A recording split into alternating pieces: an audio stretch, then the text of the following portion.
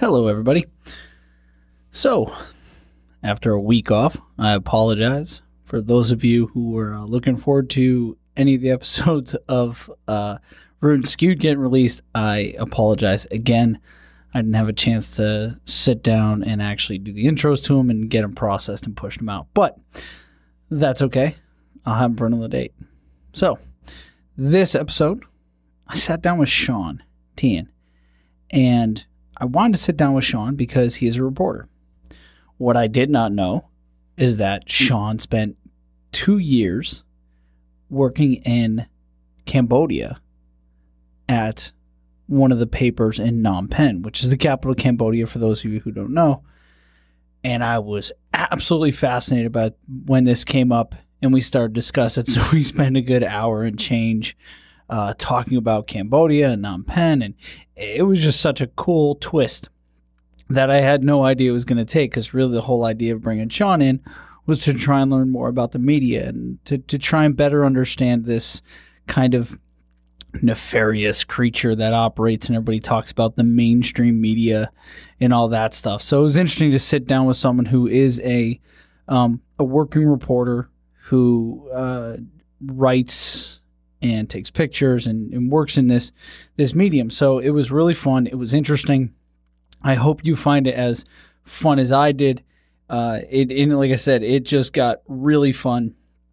Once I found out he worked in Cambodia, we went off the rails on that and never returned back to the mainstream media stuff. But I'll have Sean back in at a later date. It was a lot of fun. I really, really enjoyed sitting down and talking with him. Sean, thank you so much for coming out. And there it is, everybody. I hope you enjoy this episode, and I'll talk to you in the backside. Have a good one. Break it down like this. No problem. All units stand by. 7-0 receiving a 34 with a weapon. 1549 East 18th Street. 1549 East 28th.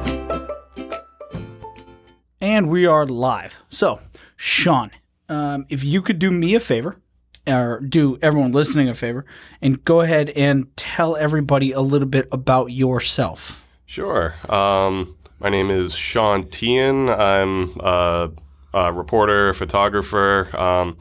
I'm a freelance journalist, so I write for multiple publications. I write for the Springfield Republican, the Boston Globe, and Boston Business Journal. And then I do photography for a sports photography place in Marlboro called Action One. Oh, okay. I didn't know you did that much photography too. Yeah. Well, I do for my job at the Republican. I do like photo galleries and like a fair amount of that. And then at Action One, it's as a photographer. So. Okay, cool. All right. So I wanted to talk to you because you're to the best of my knowledge, you're the only person I know who is an active journalist, and an actual journalist. Early on in your career, all that stuff. But how did you get into journalism? Like, what drove you to become a journalist? I was always a news junkie when I was like younger, especially like when I was in like late high school. I think the Iraq War like really got me engaged in that because like my friends were going to like enlist and all that, and then and I was into creative writing, so then I just seemed like and there's no actual work in creative writing. I mean, I guess there is, but I also went to Emerson, where just terrible people are in the creative fields. Oh, really? Oh my God, just the most stuck-up people you would ever imagine. And I mean, they're fine because it's Emerson, so they're like, all have trust funds and stuff like that. And it was like so they're, very happy being an artist and explaining why they're more profound than everybody else. And then, but the rest of I'm sitting there like, oh, okay, well, I'm going to graduate eventually, so I should probably go into something that has a job. And journalism's exciting as opposed to like kind of trying to think up shit. So. Did you write for your high school paper? No, I was weird in that I worked for my college radio station. The first newspaper I ever had a story in was the Boston Globe when I was an intern there. Really? Yeah, it was a weird trajectory. So. That is. Yeah. So you didn't even write for your college paper then? No. I was I was a reporter for their public affairs show and their like afternoon drive stuff, and then like a internship at Boston.com came up, which is the Globe's. Before they had BostonGlobe.com, that was their only website, and then I got that internship based on like my recordings of stuff or whatever, and it wasn't like really much of a writing position, and then I got like a 6-month internship on their business desk, basically. Cause I think a big part of it was just like, oh well, he's shown that he shows up, like so I got it from there. Wow, how did you? I mean, you were doing radio, so you saw an opportunity for an internship, and you're like, well, screw it, I'll take that.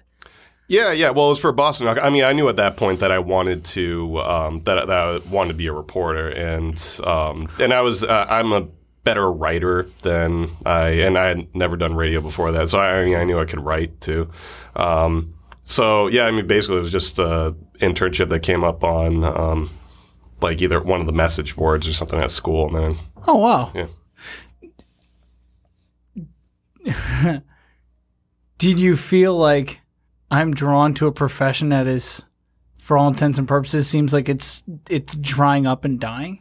Yeah, well, it was because my internship at Boston.com, so when I first started, anything with the Globe, that was December of 2008. So that was when it was like the first time there was like some real talk about the Globe possibly shutting down.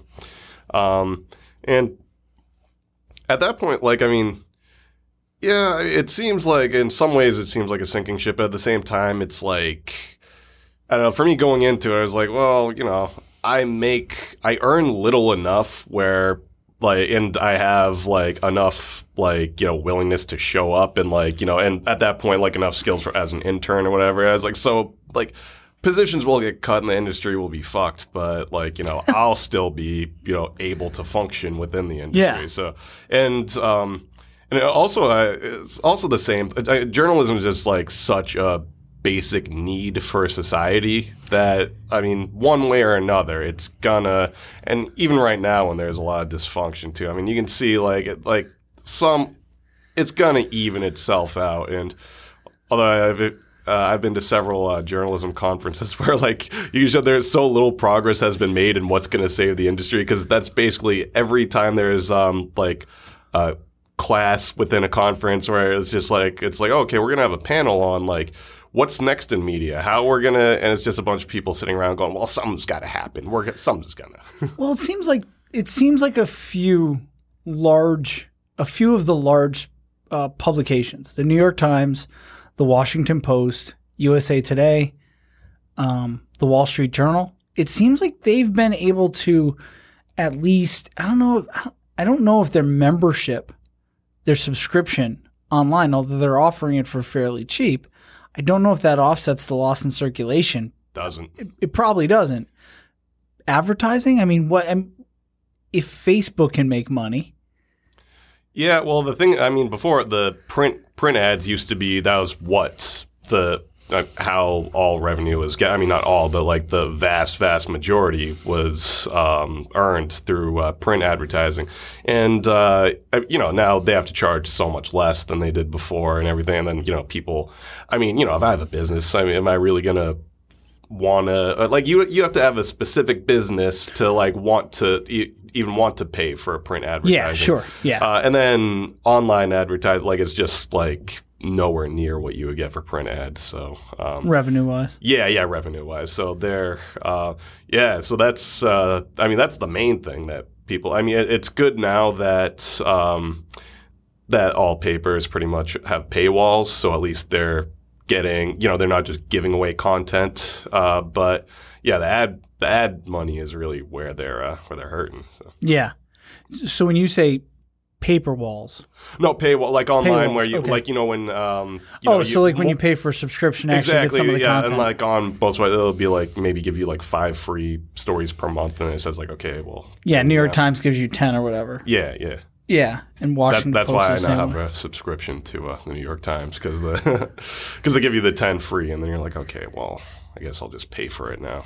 Yeah, I mean, between the Washington Post, the New York Times, USA Today does all right. The Wall Street Journal seems to be all pay.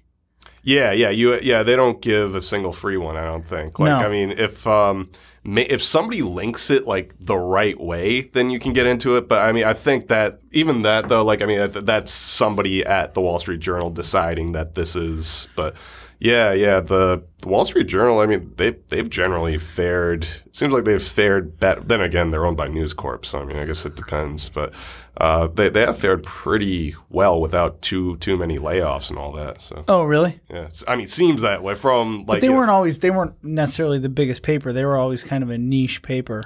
A big niche paper, but I mean, good circulation, but they weren't like the New York Times and stuff New like York that. Times and the New York Times and Wall Street Journal have been like neck and neck in circulation. Oh, really? The two, I was- it's like New York Times and Wall Street Journal for circulation. I mean, they were the two like. Really? I Yeah, was kinda always- like Harvard and Princeton, where it's like one's here. Oh, no one's here. shit. Yeah. I was always under the impression that the Wall Street Journal was a little more niche driven towards more like your economic type news versus the New York Times, the Washington Post, and some of these other papers, which are general news consumption kind of things. Yeah. Well, no, they have a lot of, I mean, like their page one is general news and like, national news and stuff like that. And then they have, I mean, their business sections. Yeah. But I mean, I think it's more of a thing where if you're, like if you're more interested in the business page, then you're going to get the Wall Street Journal. If you're more interested in like, the political stories or things like that, you're going to go for the New York Times. But yeah, I mean, I think the New York Times is generally, but yeah, it kind of went year by year. When I don't know how much they're still keeping track of circulation anymore because it's not as indicative of how your paper's doing anymore. But yeah, it used to be like I said, like every year when they do the best colleges in like Harvard and Princeton, or that was kind of like the New York Times and Wall Street Journal. Oh, okay. I had no idea. And then USA Today was always on top because everybody buys that. But Oh, really? yeah. As far as like for national papers like that, I think no that was shit. pretty consistently. Yeah, well, because it's like it's like a kind of Reader's Digest version of everything. Yeah, It's that's easy. true. So I mean, basically, it's like the Metro in Boston. I think everybody reads that because you can just like grab it on the T and then just like be done with it by the time you're at your stop. Huh. I never actually thought of the USA Today like that, but when you say that, it actually makes total sense. Yeah. It's like the Reader's Digest version. You're absolutely right. When you read something in USA Today, it's very topical. It doesn't get very deep into it. Huh. I hadn't thought of that. So, what do you think, speaking of online, and so in online, what differentiates a New York Times story and someone who reports for the New York Times from someone who say the Drudge Report, or and just to be in the interest of fair and balance, even like the Huffington Post, Yeah. right? So and I don't know if the Huffington Post is as derelict as what I would say the Drudge Report is, but it's definitely not, I don't think anyways, it's not as well vetted as say the New York Times. Yeah. Would you that's agree with true. that? Yeah, absolutely. Yeah. So can you explain to me what is the difference there? Yeah, sure. Well, and I can't speak from an experiential standpoint as far as the Huffington Post because like I have friends who work at the Huffington Post and like play kind of aggregators / news outlets like that. But I mean, in general, if you're reading something by that appear in like the New York Times or or the Boston Globe, St. Pete's Times, and any like legitimate news or basically things that you think about when people say mainstream media. Okay. So those newspapers, and especially the bigger ones. So the reporter writes the story. No, and every time as a reporter, you're reporting and writing a story, it's with the knowledge if you're at one of these types of papers, you have the knowledge in the back of your head that if you are doing something shady, then it's probably going to be the last story you'll ever write because if you get caught, then your career is over. So it's like that's every story you write, that's kind of like the stakes for you as a reporter. Okay.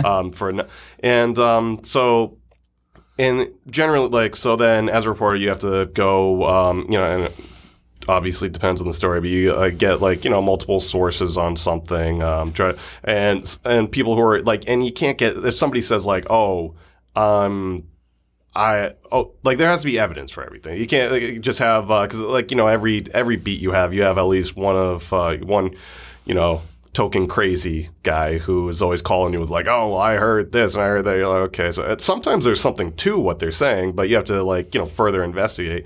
And then when you write your story, it goes to the story editor, and then the story, so they're the person who's like, kind of like the reading the story, asking you questions about, like, okay, well, maybe call somebody else on this, maybe they go through it, and then also they usually, like, work on, like, the prose, like how it's written and stuff.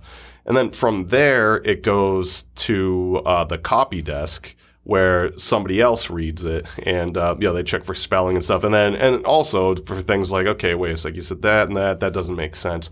And best case scenario, and it's getting less and less like this, but the best copy editors are people who've been there forever and, like, know, like, so say, like, you've only been somewhere for a couple of years, and then, like, in your story you, like, have something about, like, a local politician, and then they can, like, read it, be like, wait, that doesn't make sense because 15 years ago this happened, so maybe you should call them. Oh.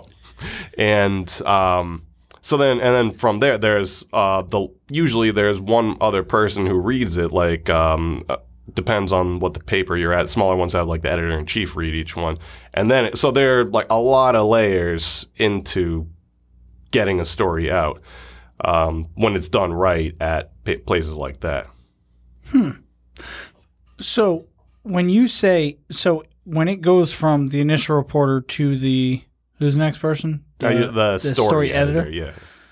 Do you have to bring your evidence to them? Is that part of it, or are they just going to ask you questions that you have to have? They're going to ask you questions. I mean, because it's like, you know, you work with them. I mean, it's somebody, and that's, I mean, well, the other thing about, like, just working as a journalist, I mean, there's, like, a lot of trust put into you that, like, so you have to be very genuine, because, I mean, that's if you're not genuine about stuff, then you're, like, who would want you to, like, you know, be working in that position? So, yeah, I mean, sometimes they'll ask about, and yeah, I mean, they'll ask me, like, okay, so how do you know this? But in my experience, I guess because I've, you know, been trusted, then, you know, it's more of a thing, like, you know, there's questions. Sometimes, like, that'll just be like, oh, so where's the evidence for that? And you're too close to the story. You're like, oh, I don't actually have anything to support that. That's just somebody who I've been talking to for a while, and then you go back. So okay, so you read that Newsweek piece, yeah, about Putin, about Russia, and Russia, there being evidence emerging, and more so that they are actively trying to disrupt our election process, and we're not the first country that they've done it to. When someone writes an article like that, a story like that, for a publication like that, how much time, energy, and fact-checking is done? Yeah, that's exhaustive. Really? As far as time, it really depends too, because sometimes you have to, like, you publish before you have everything that you want to get, but if it's a breaking story that just needs to be out there and somebody else might get it before you get it out there, then but I mean, something that, I mean, and just because, I mean, if nothing else, it's you know, the news organization's reputation and fear of lawsuits, that you know, controversial stuff like that. And, like, I mean, that everything in there is going to be vetted by several people, and then I guess it depends. I don't know, you know, each publication might have their different standards for like how much the reporter has to tell the editor about, especially using unidentified sources. It used to be a standard, like especially like pre-1980 at like the Washington Post, like after Watergate, like it was like using anonymous sources was a lot more okay, and like editors were a lot. If a reporter said like, well, I'm not comfortable telling you who this person is, they'd be. But now in general, like less editors, I think, are willing to take you at like, oh, well, this person definitely exists, and they told me that. Like now, generally, like editors are gonna want to know, like, okay, well, we're not gonna print it, but you gotta tell me who it is. So, oh, okay. But that also depends. I mean, if you're, if you're like a if your reputation is that where, where like they're like, okay, well then you might be able to get away with that. But for me, like, I wouldn't try, because they'd be like, okay, well, either tell me who this is or we're not using it. Yeah. So so with that, like, I mean, time reporting and just like vetting everything and all that, like, there stuff like that that generally doesn't, just because the repercussions would be so bad if you ran something like that and turned out to all be bunk. Like, so that's something that's, I think, taken a lot more seriously than people realize. Well, yeah, I mean, there's a lot of money at stake. Yeah.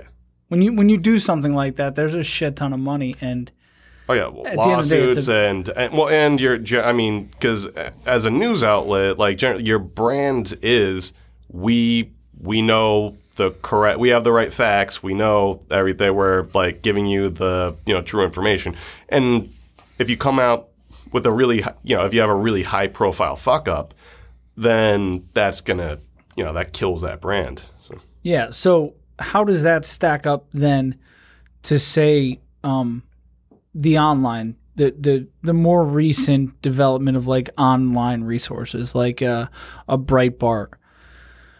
And I only use them because someone brought them up, and they're very front and center as like the alt-right news piece. Yeah, and well, hey, Kurt Schilling is getting a show with them, so that's gonna be. Oh, really? Oh God, yeah. Yeah, well, or like Drudge. We'll use Drudge. Drudge is probably the best example. Well, or in general, like, even like, so with print stuff and with newspaper, I even notice at one of the places I write for, The Republican.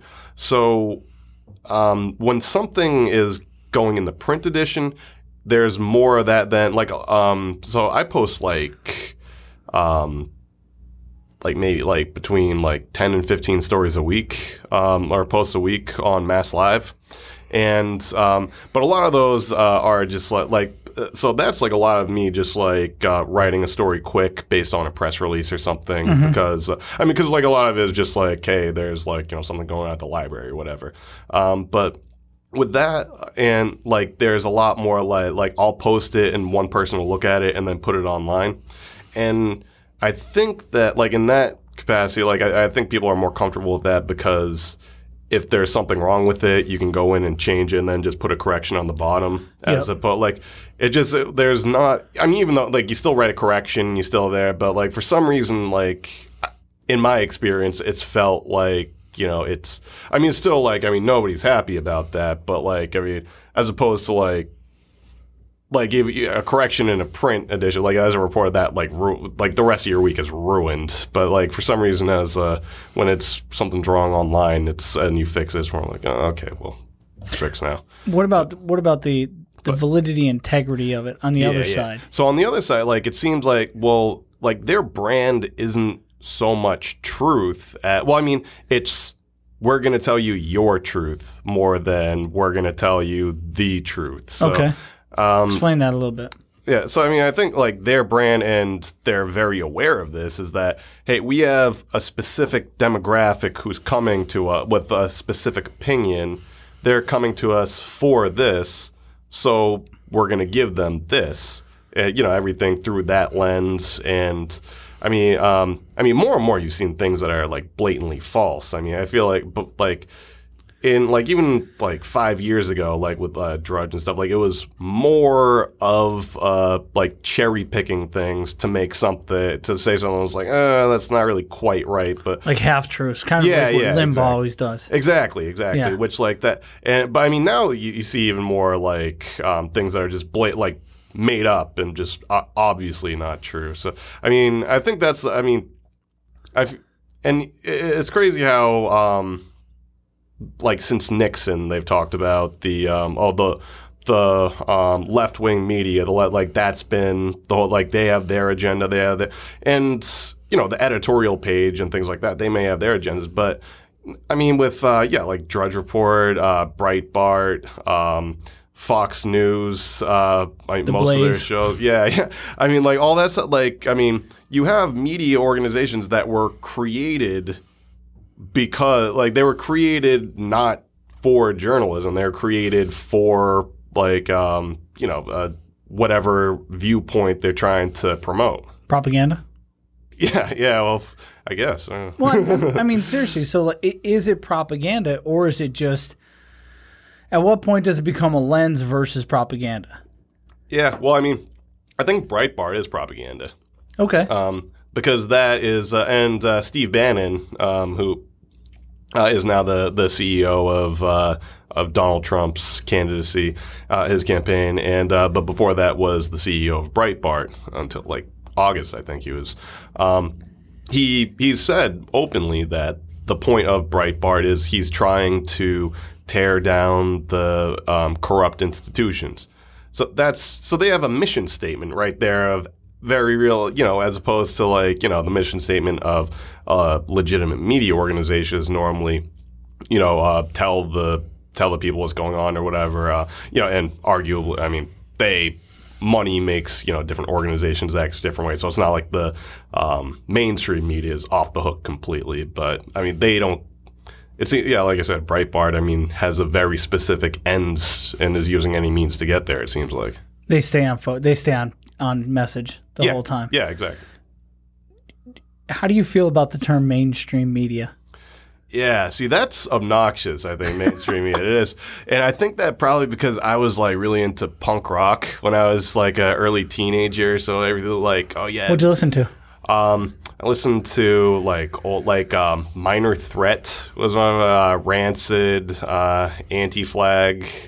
And then I also listened to, like, embarrassing poppy stuff, like Newfound Glory. I remember having a discussion one time with someone. This is a long time ago. I was on the tail end of, you know, I mean, the real punk movement was the late 70s and early 80s was like the real meat of the punk movement, in my opinion. So I listened to bands like the Sex Pistols, Dead Kennedys, 7 Seconds, stuff like that. Even the Dead Milkmen, stuff like that. And then Green Day came along. And I was like, dude, this is not punk. And it's just so funny. Like, to me, and I don't mind Green Day as a band, but Green Day was the absolute death knell for punk. See, Green Day, like, they'll always have a special place in my heart because when I was 14, like it was like the summer between like 8th grade and 9th grade. And this is 2001, so it's not like, so Dookie had been out for a while at that point, but for some reason that just turned into like the soundtrack to, and that was like the first summer where I like started like drinking beers and stuff. So that was just, so from then on I was like, oh, okay, Dookie. Well, when they kind of won me back a little bit was with Bullet in the Bible. That was a really politically charged album, which was very much against the institution, so to speak. Yeah.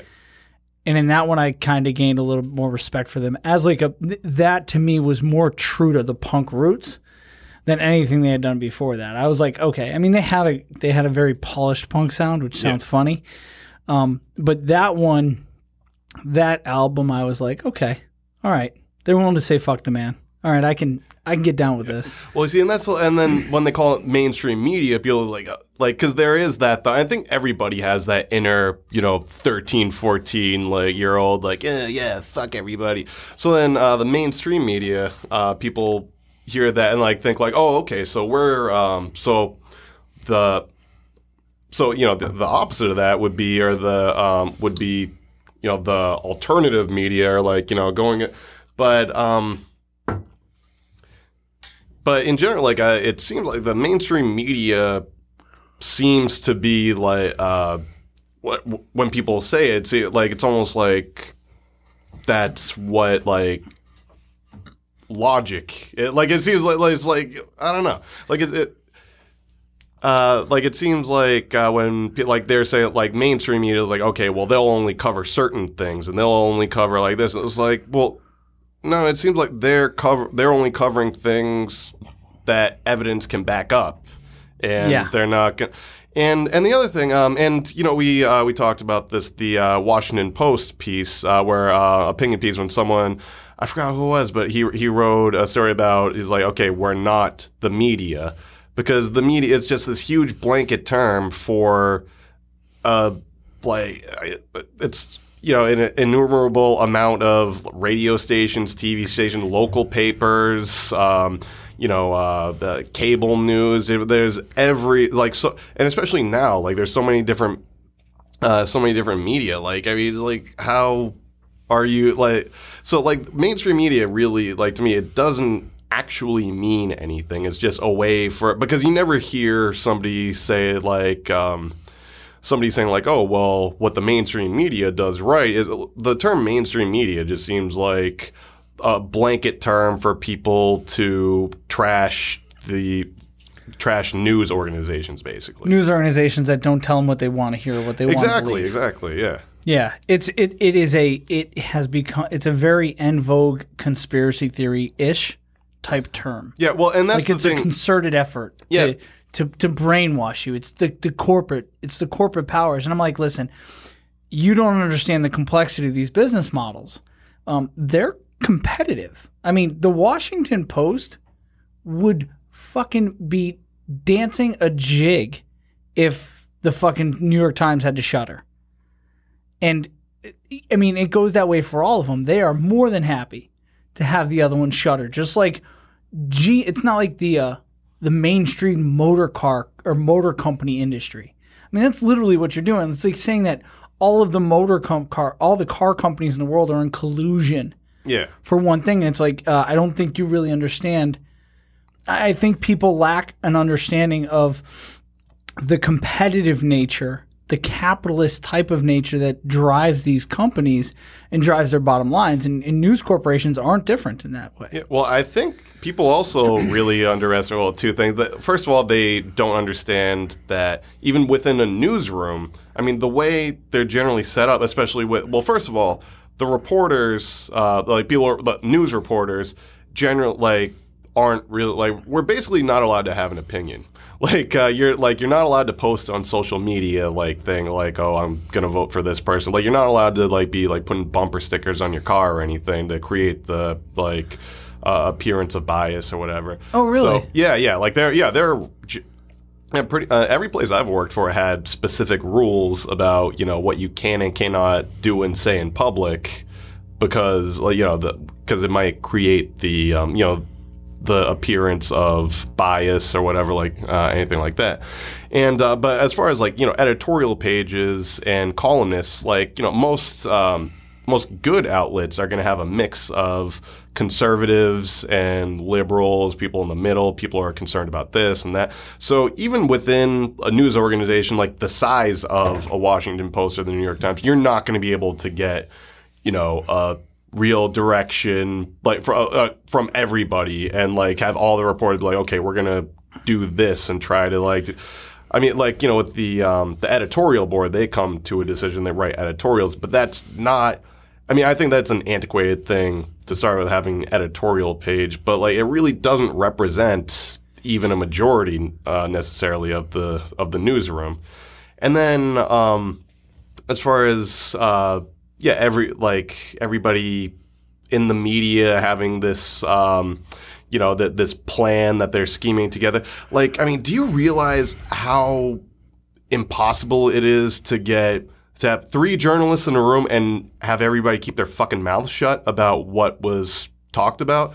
Like, I mean, that's like, it's everybody, especially if you made it to that high a level, you made it because you're a fucking snoop and a gossip. I mean, that's really, like, you love snooping around and telling everybody. Like, if there was that much of a conspiracy, I mean, it would be like that. Like, I mean, so it would be so quick for, like, you know, one person to, like, you know, go out and, you know, write anonymously about it, and then somebody. So it's just. And they're also fairly competitive, aren't they? I mean, good reporters are looking for they're looking to get more page, right? They're looking at the more words they have and stuff like that. I mean, they're trying to establish themselves and get paid.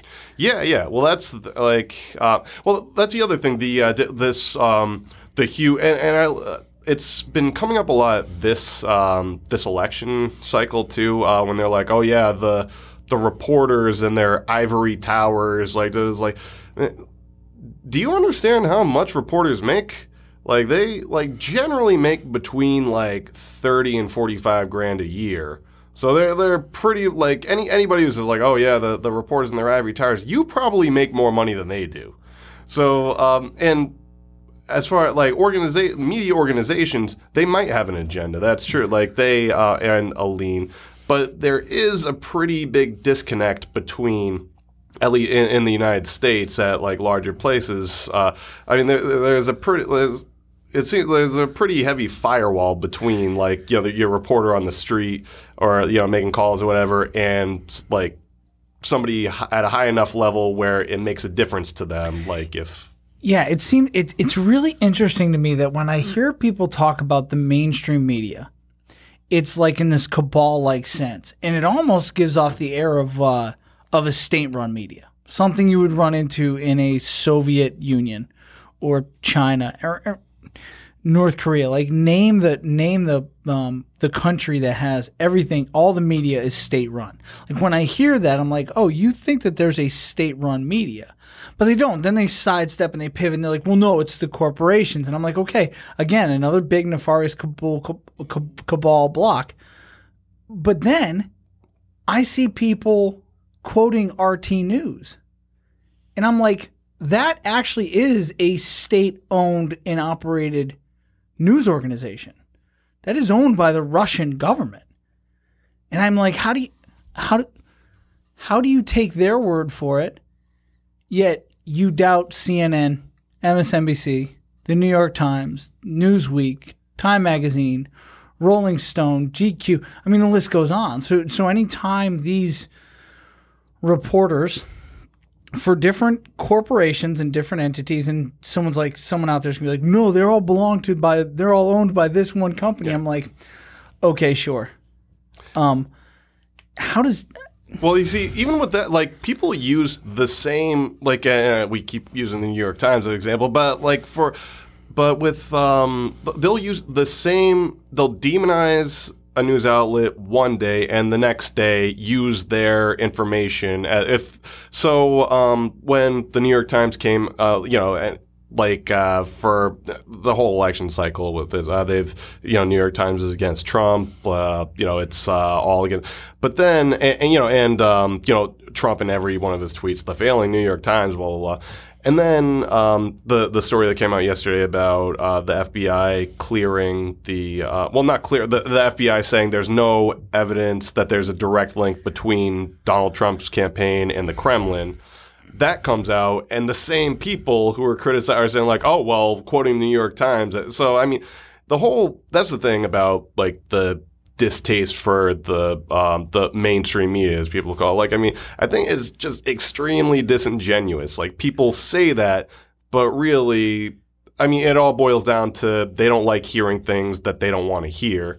And if that's what you're doing, they're not going to listen to you. But and also, I mean, and there's also just an amount of intellectual laziness where, like, you're gonna, well, that's right, where, like, somebody said, like, oh, yeah, well, I don't trust the media. Well, why?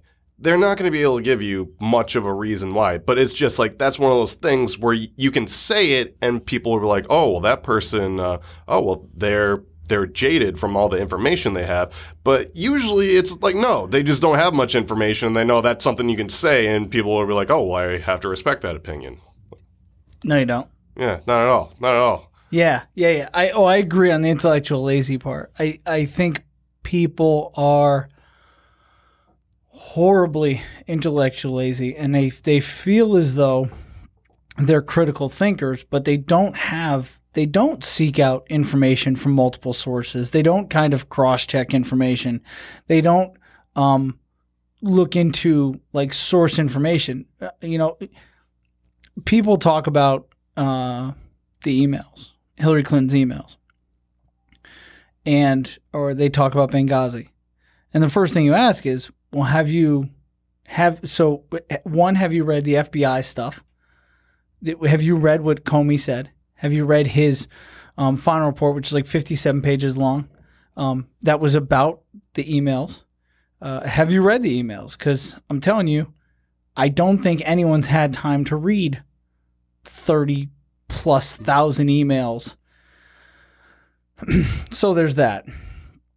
But my point is, this information is out there. You can go to the source information. Yeah. You can read it. And the reason you're aware of this is because these news organizations, the large ones, who, like you said, the mainstream media, they quote and reference these materials. And what they're saying is, you can go check this out yourself. People don't want to do that. Yeah. Well, I mean, that's the whole reason for the media. I mean, that's the reason why I have a job, because like I'll find, you're doing your job, and my job is, finding shit out and bothering people and then telling you about it. So, yeah, I mean, well, and that's another different when, because like and blogs are less of a thing now, but I mean, for a while, blogs were, a big, like that was going to be the new thing in media, citizen journalists and anybody with a blog and all that.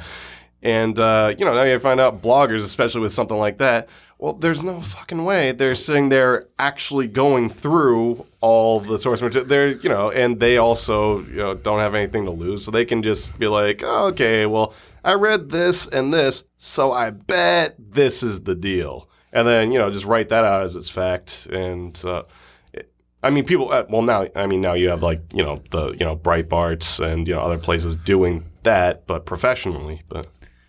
Yeah. All right. So how do you feel about crowdsourcing?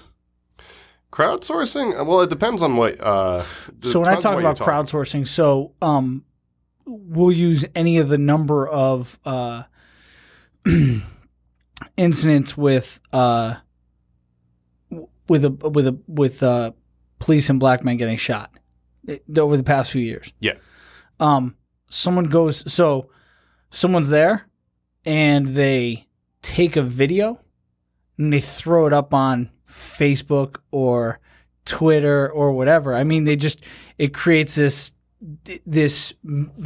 storm, this torrent of raw information that's out of context a lot of times, not put into context. It's skewed. There's bias to it. They make this shit harder. Yeah, well, it makes stuff hard. And here's like something where, I mean, I feel like they're getting better, but like, the mainstream media has fucked up a few times, or, more than a few times using, somebody posts something on, and especially the, police shootings and things like that, because something will be, huge on social media. And there is an element of like, oh shit, we have to have something about that. And then there have been times when not enough fact checking has gone into it, but just in the interest of getting it up there, because, other people have it up there. But I found, like, especially in, like, the past year or so with videos coming out, like, I think that people have done a pretty good job at, after the fact, going back and, like, finding out what the context was. And although that can lead to some shitty times, too, because, like, there have been a couple things I saw, they reported it in a way where, like, just as they, like, okay, this person posted this and basically described the video. And then the next day, they find out, it's like, okay, well, that was out of context. Like, here's actually what happened. And they'll write that story, but everybody's already read the first one, and they've already, and especially something as politicized as that, people are already kind of, so sometimes that's because, covering news, it's a moving target. Like, you're still, like, just because you wrote something yesterday, it doesn't mean there's not more to find out the next day. But by the time the next day comes, if somebody's already read something, sometimes they've already cemented their opinion, and it's like, that's just like, okay, second day stories, whatever. So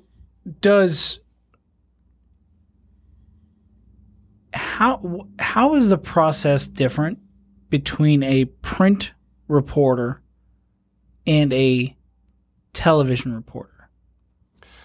Well, that's most TV reporters, they're like, I mean, they're especially local ones. They're also producing their piece. Like they have a producer above it, but they're like editing and stuff. So TV reporters, I mean, they do a lot more work than you see. Sure. It seems like. Sure. Even though, seeing it live too, being on scenes when they're TV reporters, they get paid more, but it's also one of those things where it's like you get paid more, but sacrifice your dignity for. Because I have to write stupid features too about things that like you don't care about, but like it's me, it's my words and people read it. So, but like I've been reporting on like a stupid feature, and then like the local news guy had to go on and like was recording his thing. I was like, oh man, people are gonna see that. But I think so. I mean, general news gathering is the same for everybody. Like, it is. Yeah. It's just it's getting sources for the reporting for broadcast reporting for TV reports. I'd say the reporting process is harder for them because they have to get somebody who's willing to go on camera, and they have to figure that aspect of it out. So really, the reporting part of it, no matter what medium, it's the same thing. It's just a matter of if you're a TV reporter, you need to find somebody who's willing to go on camera or like things like that, or figure something else. If it's controversial story, figure if there's somebody else who wants to talk or another way of doing that. But yeah, I mean, reporting's reporting. Oh. Do you think it's as in depth? No, well, that's kind of just that's the part where it differs. So you'll do, although I mean, I guess, no, because you'll do about the same amount of reporting, but it's just you can only use a certain amount, you know. So like instead of so if for just like a daily story, if so somebody there was a drunk driver crashed into a family of four or whatever. So then I'm writing for a newspaper. Somebody's writing for somebody's doing a story for TV. So we're probably going to talk to all the same people. We're going to get all the same information and stuff.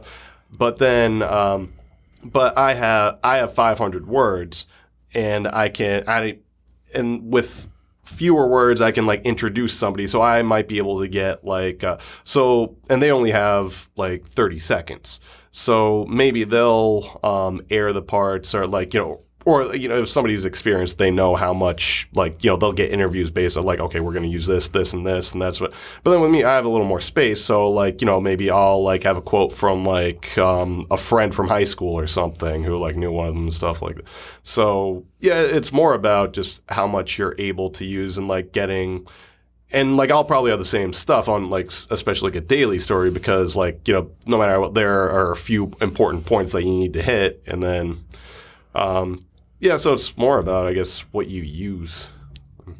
Do you think that you're both trying to reach the same people, or is it different? People that read news, is it a different demographic than people who watch news, or is it about the same person? It's more about I feel it's not so much if the people who read or the people who watch TV. It's more the paper, like the specific publication or website, or the specific, local TV or like whatever TV show it is, because that varies too. Like I mean, there's some like if you go like if you watch like Boston's ABC affiliate and like Montgomery, Alabama's ABC affiliate. It can be very different stories. Yeah, exactly. Yeah. Because and that's because just even from city to city, like they just have different demographics watching that show. So I mean, I think and even for breaking news and stuff like that, though, I mean, that's not even, or like, to my knowledge, from my experience, that wouldn't be like too much of a factor, but it would be when it's like if you're doing a feature story on like I worked at the Cape Cod Times for a couple of years, and if there was that like one of my colleagues, she had a story about and it was a long feature about elderly people who didn't were hospitalized for like whatever reason and didn't realize they were alcoholics, but then started going to alcohol withdrawals. It's a big. It turns. It's a issue. Apparently, it's happening now. Okay, but you see, so on the Cape, because there are so many old people and everybody drinks. Not everybody, but it's the Cape. But it's a big drinking culture. I fit in there, but yeah, like so there, like that was a big. I mean, not like a show stuff, but that was like a Sunday page one story because that's the demographic there. So like but if something happened, like a big news event happened, then that it wouldn't really matter. That would still go to the back pages because like the news is news regardless of the I guess demographic or feature or whatever. Well, for like larger national news, does print media still rely heavily on the AP? Oh yeah, completely. So they'll just pull the AP because that's what the AP puts out, right? They pay for the AP feed or whatever. Yeah, exactly. So then they'll just rip the AP and they'll put it on so the AP might end up taking the front page. Yeah, but usually, I mean, with something like that, what they'll do, like 9/11. Yeah, like that. So I mean, what they do is they'll have their own reporter, like find some kind of local angle or like some way of getting something themselves. And then it'll be like, okay, well, so then you get like, a staff bylines and the AP on it. So it'll say like, by this person, then content from the AP used. Oh, so you kind of stitch it all together. Yeah, exactly. Ah, tricky. Okay. Is the AP still, isn't the AP, they're the only one that still have people in every country, right? I take that back. I think BBC might. BBC probably. I don't know about the ones in every country. I mean, I know Reuters is. Oh, that's right, Reuters. Yeah, Reuters is right there. And then they're like wire services. I feel those, especially with breaking news, actually even with investigation and stuff, wire services I feel like are generally the best news outlets you're going to get. But then that's AP and Reuters. AP, Reuters, and then AFP for the French one. They're like France's AP, but they're everywhere. Oh, really? Yeah, Bloomberg. Yeah, there are a few. Like Bloomberg is like pretty much everywhere. And then the Deutsche Welle, the German like version of like AP or AFP and stuff like that. So yeah. Actually, I feel those are. Generally, like I would trust those sources above any other. Really? I mean, why is that? Wire service, because they generally, because even I was we've been talking about like, sorry, we've been talking about how they like places like the New York Times and stuff, like they're not trying to like go to a particular angle or whatever. But I mean, they have editorial pages and they do. I mean, they're more likely to be biased in any way, I guess, or than like a news organization that just covers everywhere. Because like there's not like the AP if they're leaning like in favor, for or against something, there's nothing in it for them. I got you. Because they're just providing the facts. Exactly. Like it's just like dispassionate. Right? It's just like I don't care. Events that happen, and then they just put it out there for consumption, and like you said, for people to actually compile it. Yeah, and they still do and they still do investigations and features, like a lot of stuff like that. But I don't know, and this isn't like me knowing anything that just like me personally, I would trust something by like the AP or Reuters or that would be like my top standard, I think, for as far as factual stuff. Do you have any reporters or writers that you hold in high regard? At like a national level and stuff like that, pieces that they've done, you're like, look, that's some good stuff. Yeah. Actually, who I thought was pretty good, who died a few years ago, and it's really bad because I'm a reporter, but I don't read bylines much. So, but what was the guy who got McChrystal fired? Oh, for the dude who wrote the Rolling Stone one? Yeah. Yeah, didn't he die like a... He crashed his car, and then I think people were saying that like they think they were like, yeah, I think the CIA was like, someone killed him. Yeah, but then like his brother was like, no, he was just he was out of his mind on Adderall, and I think he was just like driving too fast. So. Oh, really? Yeah. Well, because I think I think like he had some like drug problem from beforehand or whatever, and then started taking Adderall or something. So him, what was his Michael something? Glad. I mean, I will look him up. But like, Go ahead.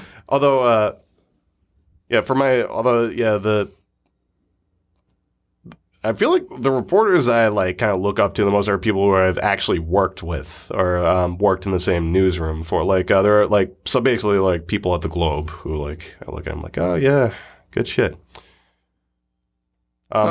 Them or and then there are columnists that I follow that are like David Brooks. He's I like David Brooks a lot. And then Michael Hastings? Michael Hastings, that's him. Michael Hastings. Yeah, he was. Yeah, see, I feel like he was. He was one of the reporters who I'd look for his next story. Oh, really? Okay. Did he write for a paper before? What was his trajectory to the Stone? Well, first he wrote for Newsweek for a while. Oh, and really? And that's Newsweek. They're the ones who sent him on his assignment to Iraq, like the first time he was over there. So, no shit. Yeah. So he was at Newsweek, and then BuzzFeed. He was at BuzzFeed. Like he covered the Obama's not the first one, the second campaign. He covered for BuzzFeed.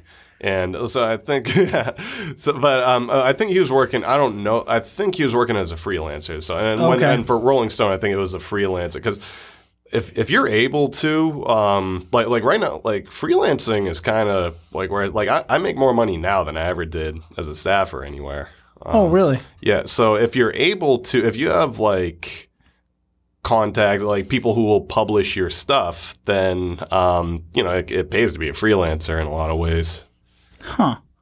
I didn't know he was freelance. I think I'm You're pretty probably sure, right. but I'm not.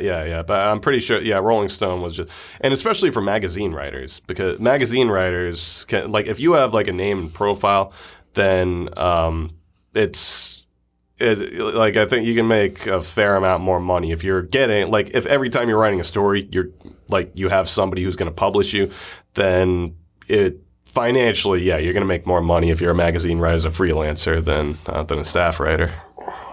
Well, I guess unless you want some like crazy health insurance plan that covers everything and you have to pay out of pocket, that might be different. But how does someone go from being a newspaper writer to a magazine? I didn't even think about that. Is that just building up a resume, or is that just building up like a yeah. The fuck's it called? Clips? A profile? A portfolio. There we go. I mean, I think that kind of depends on like what kind of writing you're doing. Because like, I mean, being a magazine writer, that's not like, it's not like people say like, oh yeah, like you can be like a lot of newspaper writers are or online like they're not trying to be magazine writers. They're like that's just not really what they're into. But and like for me, like I probably wouldn't be like write for a magazine because like I'm not because for a magazine like prose, like your actual writing is a really big factor. Whereas like I'm not that good of a writer. Like I'm a better reporter, so I'd go like stick with that. But yeah, I mean, I guess people, if you're going to go to a magazine, then it would, like, you'd have to focus on doing a lot of, like, hard news features. Like, really, you'd want to do... But then storytelling. Exactly, where that's, like, more of the... Because, and actually, if you, somebody who wants to be a magazine writer, probably if they wanted to go, like, into, like explanatory type stories or where, like, you're writing about, like, science or art and, like, basically you just... breaking a complex thing down into like, an easily digestible thing that like, that's probably a good way of doing it. That's the way of going into magazine writing? It's like I said, like it seems like that in my head, like logically, but like I don't have any inside info. No, never. So you don't know anyone that writes magazines either? I mean, I know people who've written stuff for magazines and that, but I don't know anybody on staff at any of them. Oh no. Yeah, I have somebody I know from Phnom Penh who he had a story in the New Yorker, and but it was like one of those guys where like. This is pretty much just me being bitter, probably. But like every time I was like, but he's just like, oh, but like his stuff is so cheesy. Like, why are they doing that? But that's an aside. Yeah, but the New Yorker's a pretty serious magazine. Yeah, I know. Well, that's what's so frustrating because this guy is like legit, like just the corniest writer. But it is because he was. But actually, well, another thing about like outlets like that, or like I wrote for Al Jazeera before, but that was only because I was in Cambodia and at like things where like just crazy shit happened, and so I was the one with the story. Wait a minute, you were in Cambodia? Yeah, for 2 years. What? Yeah. I thought I told you that before. Yeah. I worked for the Phnom Penh Post there. You worked for the Phnom Penh Post? I did. When was this? This was from May. Well, actually, no. I started there on June of 2013, and then I came back to the States in August of last year. When we met, I didn't realize you had just come back from Cambodia. Oh yeah. I was there for it was 2 years. I was covering labor mostly. What? Holy shit! I thought I had mentioned that to you. No. Oh. So, really? Yeah. A post. So, all right. So, whoa. All right. Okay, this is now going to take a really strange turn. Okay, sure. So, what was Cambodia like with being post Khmer Rouge? Oh yeah, Cambodia is. It's almost actually. Well, first of all, it's like, and you say Cambodia, and just like when I heard it before I lived there, people think it's like a lot like I mean, it's on and ups.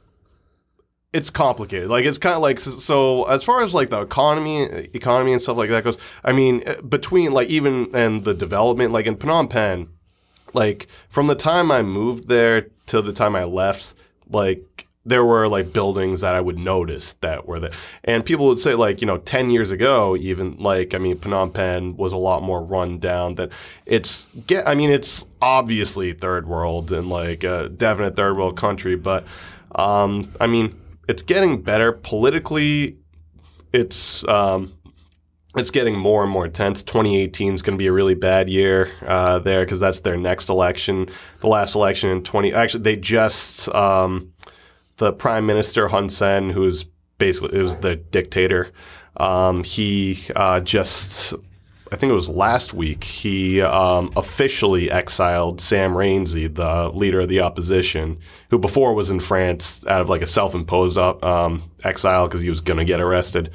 Now he's officially. So, yeah, there are definitely a lot of fucked up things. And then the other thing that's weird there too is, well, not like the fact that anybody over the age of 40 is a genocide survivor. Yeah. Like, so that's like a lot of time, like sometimes like, you'd be, cause like bartering is like, a big thing. Like, I mean, not like, I'll give you a chicken for like this or whatever, but like, I'll pay you this much or like, that's a big thing. And, so sometimes like, you're in the middle of like, like almost in a screaming match with like somebody over like, over 25 cents. So that like, if they like, I'm arguing this hard. Like, this guy survived a genocide. Maybe I should back off my point. Just give him the goddamn quarter. But did you get a chance to talk to people who lived in Cambodia. I mean, did you have a chance to sit down, break bread, and talk to these people about that experience? Because this, look, most people do not know. They've never seen the movie The Killing Fields. By the way, I lived there for 2 years and haven't seen that movie. Okay, so you should watch actually, it. Actually, another fun fact: my great uncle who just died, he was in Cambodia during that time too. It was just weird that we both happened to go there. But yeah, during he knew Lon Nol, and so he's a priest. He was with Catholic Charities, but he knew he was there when Phnom Penh fell. Okay. Sorry, just need to. So yeah, but I mean, so most people don't even know. Like, if you say Pol Pot, most people know who you're talking about. Yeah. Most people don't know who the Khmer Rouge is. So the fact that and you don't meet a lot of people who've lived in Cambodia. So this is really fascinating to me. Oh, okay. Because that's kind of one of the forgotten atrocities of the Cold War. And it was like you said, it really was a fucking legitimate genocide. A quarter of their population. Yeah. So how much of that was still present in a reverberations kind of sense? I mean, you can see it everywhere, even now. Because I mean, literally, it's funny because the Khmer Rouge, they called, and Pol Pot's whole thing was year zero. That's real. That's by the end. I mean, by '79, when they overthrew the Khmer Rouge, they were started. In '79, they had to start from nothing. It was, and I mean, that's what I mean. Even now that Cambodia is doing, and the thing people don't realize is they were doing very well. They were doing very well before the Khmer Rouge happened, and I mean, it's one of. I mean, just knowing the history and looking around in Phnom Penh, some places just still haven't recovered. Really, some places, there are. Parts where there's still rubble places that used to be a neighborhood years ago. So yeah, I mean, it's absolutely not fully recovered. And just looking around, you can kind of see the evidence. So. Who are the people you talked to? What were their memories? What did they like? See, I actually I didn't talk much to people about their experience there, just because, first of all, because I just. Felt uncomfortable asking it, and because my coworkers, they were people they lived through the Khmer Rouge and all that stuff, and also I mean, I feel first of all they had explained to enough white people in their lives what the horrors or whatever, and also I mean, it's just in Khmer culture, it's just. Well, even our culture, too. It's one of those things where it's just I don't really want to talk about that right now.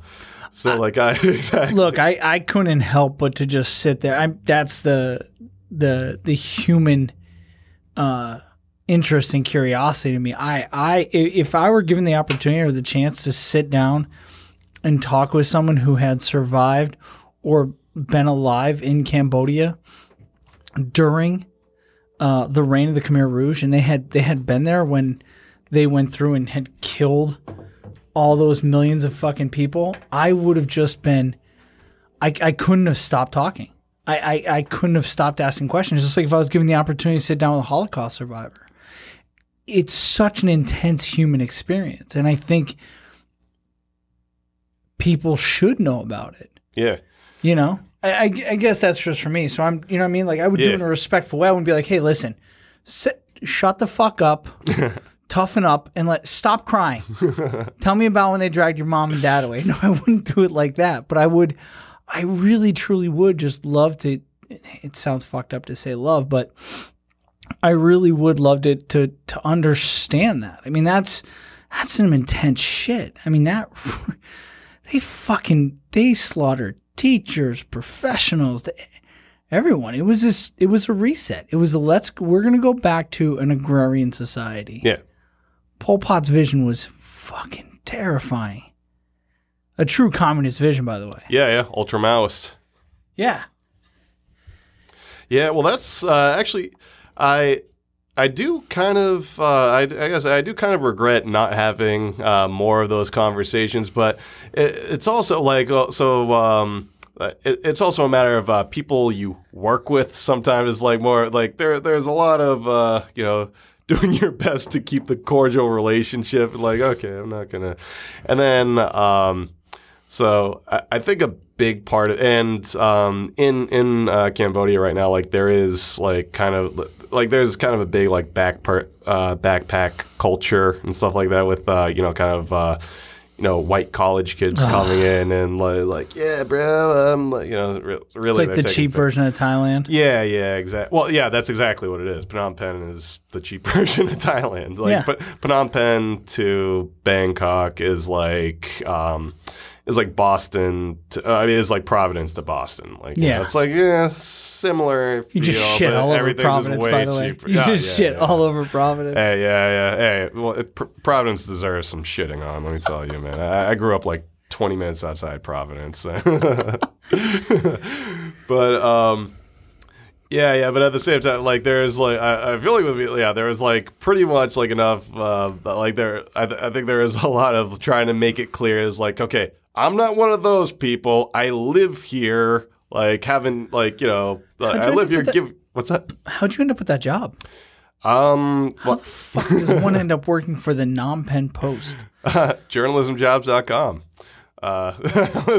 Does anyone? Do you have to have any legit credentials, or could I just go on journalism? Oh, you can go on that. Yeah, you can go on that right. And then as like job posting and stuff. Can I get a job Can I get your old job at the Phnom Penh Post? You can apply. They're hiring a web editor right now. You can try it out, man. Well, no, and journal. I mean, so it's just like it's like a Craigslist, but for for like journalists. Yeah. So then I got into journalism to do foreign reporting, to do like global stuff, so then I was thinking about like at the time, like I was thinking about going to Bangkok and freelance, like teaching English and freelancing, and then journalismjobs.com just at that time had they listed an opening at the Phnom Penh Post, and I went through the interviewing process and like clips and stuff, and then they hired me. So no shit. Yeah, that's a good part about living in studio apartments and not having like just like I try to live like Robert De Niro in Heat. Like at any given time, I can just pack up in like 30 minutes and be out. So just so you know, you sound like you live more like Robert De Niro in Taxi Driver versus Heat. Yeah, that's true. I don't know if you really. I don't have quite the view that he had in that movie, right? A little more cash at his disposal in Heat. You know what? Let me live my own fantasy, man. Just let me live it. I apologize, Sean. I apologize. But so how that's bonkers. Is there an expat community there? Because every country that I've gone to almost, with the exception of Afghanistan and Iraq, there is an American expat community there. I found them in the Middle East. There's the largest expat community in the world is actually in Germany. So there's a lot of Americans there. But I'm curious. Is there an expat community? Oh yeah, in really huge. Yeah. Like Phnom Penh. I mean, it's kind of like an expat playground because like everything's cheap. Like everything. Like I mean, things are illegal, but not really. Like So when you say Phnom Penh, is that how you're actually supposed to say it? You do say the P in it? Do they say it, or do they say Phnom Penh? Well, actually, the way the actual pronunciation is Phnom Penh. But, that's why. But that's not going to happen. So some people say like people who like when I lived there, like other like people said Phnom Penh, so I just followed suit. I mean Phnom Penh. A lot of people say Phnom Penh too. Just people I know said Phnom Penh. So yeah, I've always heard it just as Phnom Penh. I've never heard the P said, and I was curious if now you said how is it said in Cambodian? It's Phnom Penh. Phnom Penh. Yeah, it's like a thing with this. So it's like Phnom and then Penh. So that's interesting. Did you have to learn Cambodian before you went there? No. I and for living there 2 years, like I speak a really like depressingly little amount of Khmer. Was that what's called Khmer? Yeah. Cambodian's called Khmer? Yeah, like KHMER is pronounced Khmer. Okay. So then that's like the culture, the language and all that, it's all Khmer. Oh no shit. Yeah. I did not know that. Why'd you leave? Well, I left because like the newspaper I was working at, like there were there a couple of people on top left for where, and there's also some office politics around that. But because of that, like there were like people who were like who were good journalists who, my friends too, who were suddenly at given promotions that they might not have been ready for. So whereas so after a while, and it's a daily paper, so we were spending so much time just trying to get the paper together that we couldn't focus as much of getting the best stories. So I left because I had to make a decision. Okay, do I want my next couple of years to be based around getting this paper to where it used to be and helping with that, or do I want to kind of separate myself and just find the next thing? And then how do they view as a culture and when you're there, how is the period of the Khmer Rouge's reign viewed? What's the, you said it's all around, but how do you see it? Not just with not just rubble and stuff like that, or this realization that, oh shit, this guy survived a genocide, but what is the lasting effect of the Khmer Rouge on the Cambodian people that you noticed, if you noticed anything? And it's not like you were there. It's not like you were there pre-Khmer Rouge. Yeah. No, that's a good question though, because I'm trying to think, because they're and I'm trying to think about things that are noticeable too, because they're are clear thing. Yeah, because they're clear things that have stayed around or whatever.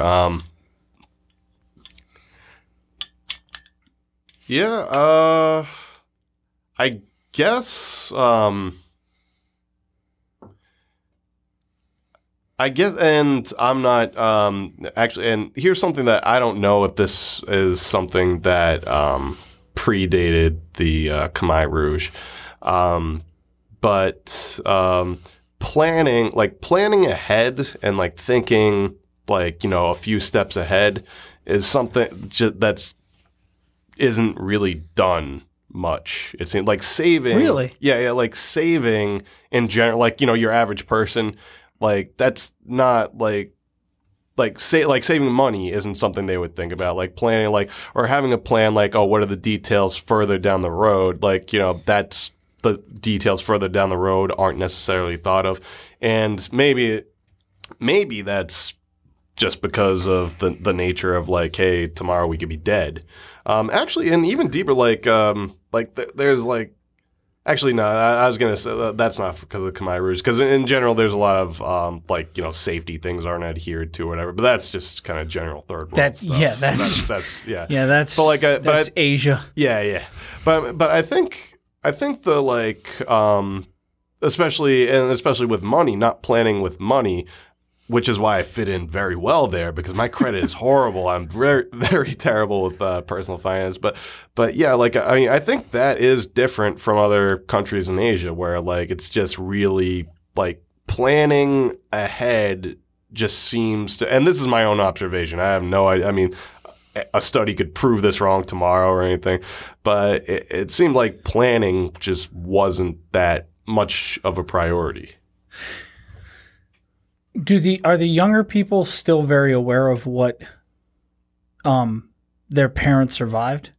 Is that part of is it part of their really recent cultural short-term memory, so to speak? Actually, it's funny that you brought, because that's actually another thing that you can notice for the generational difference from the people who survived the Khmer Rouge and the people born after that, and their discourse with politics and stuff. So the older people, they want nothing to do with politics. They don't really. Yeah. They don't want to talk about it. They're like, hey.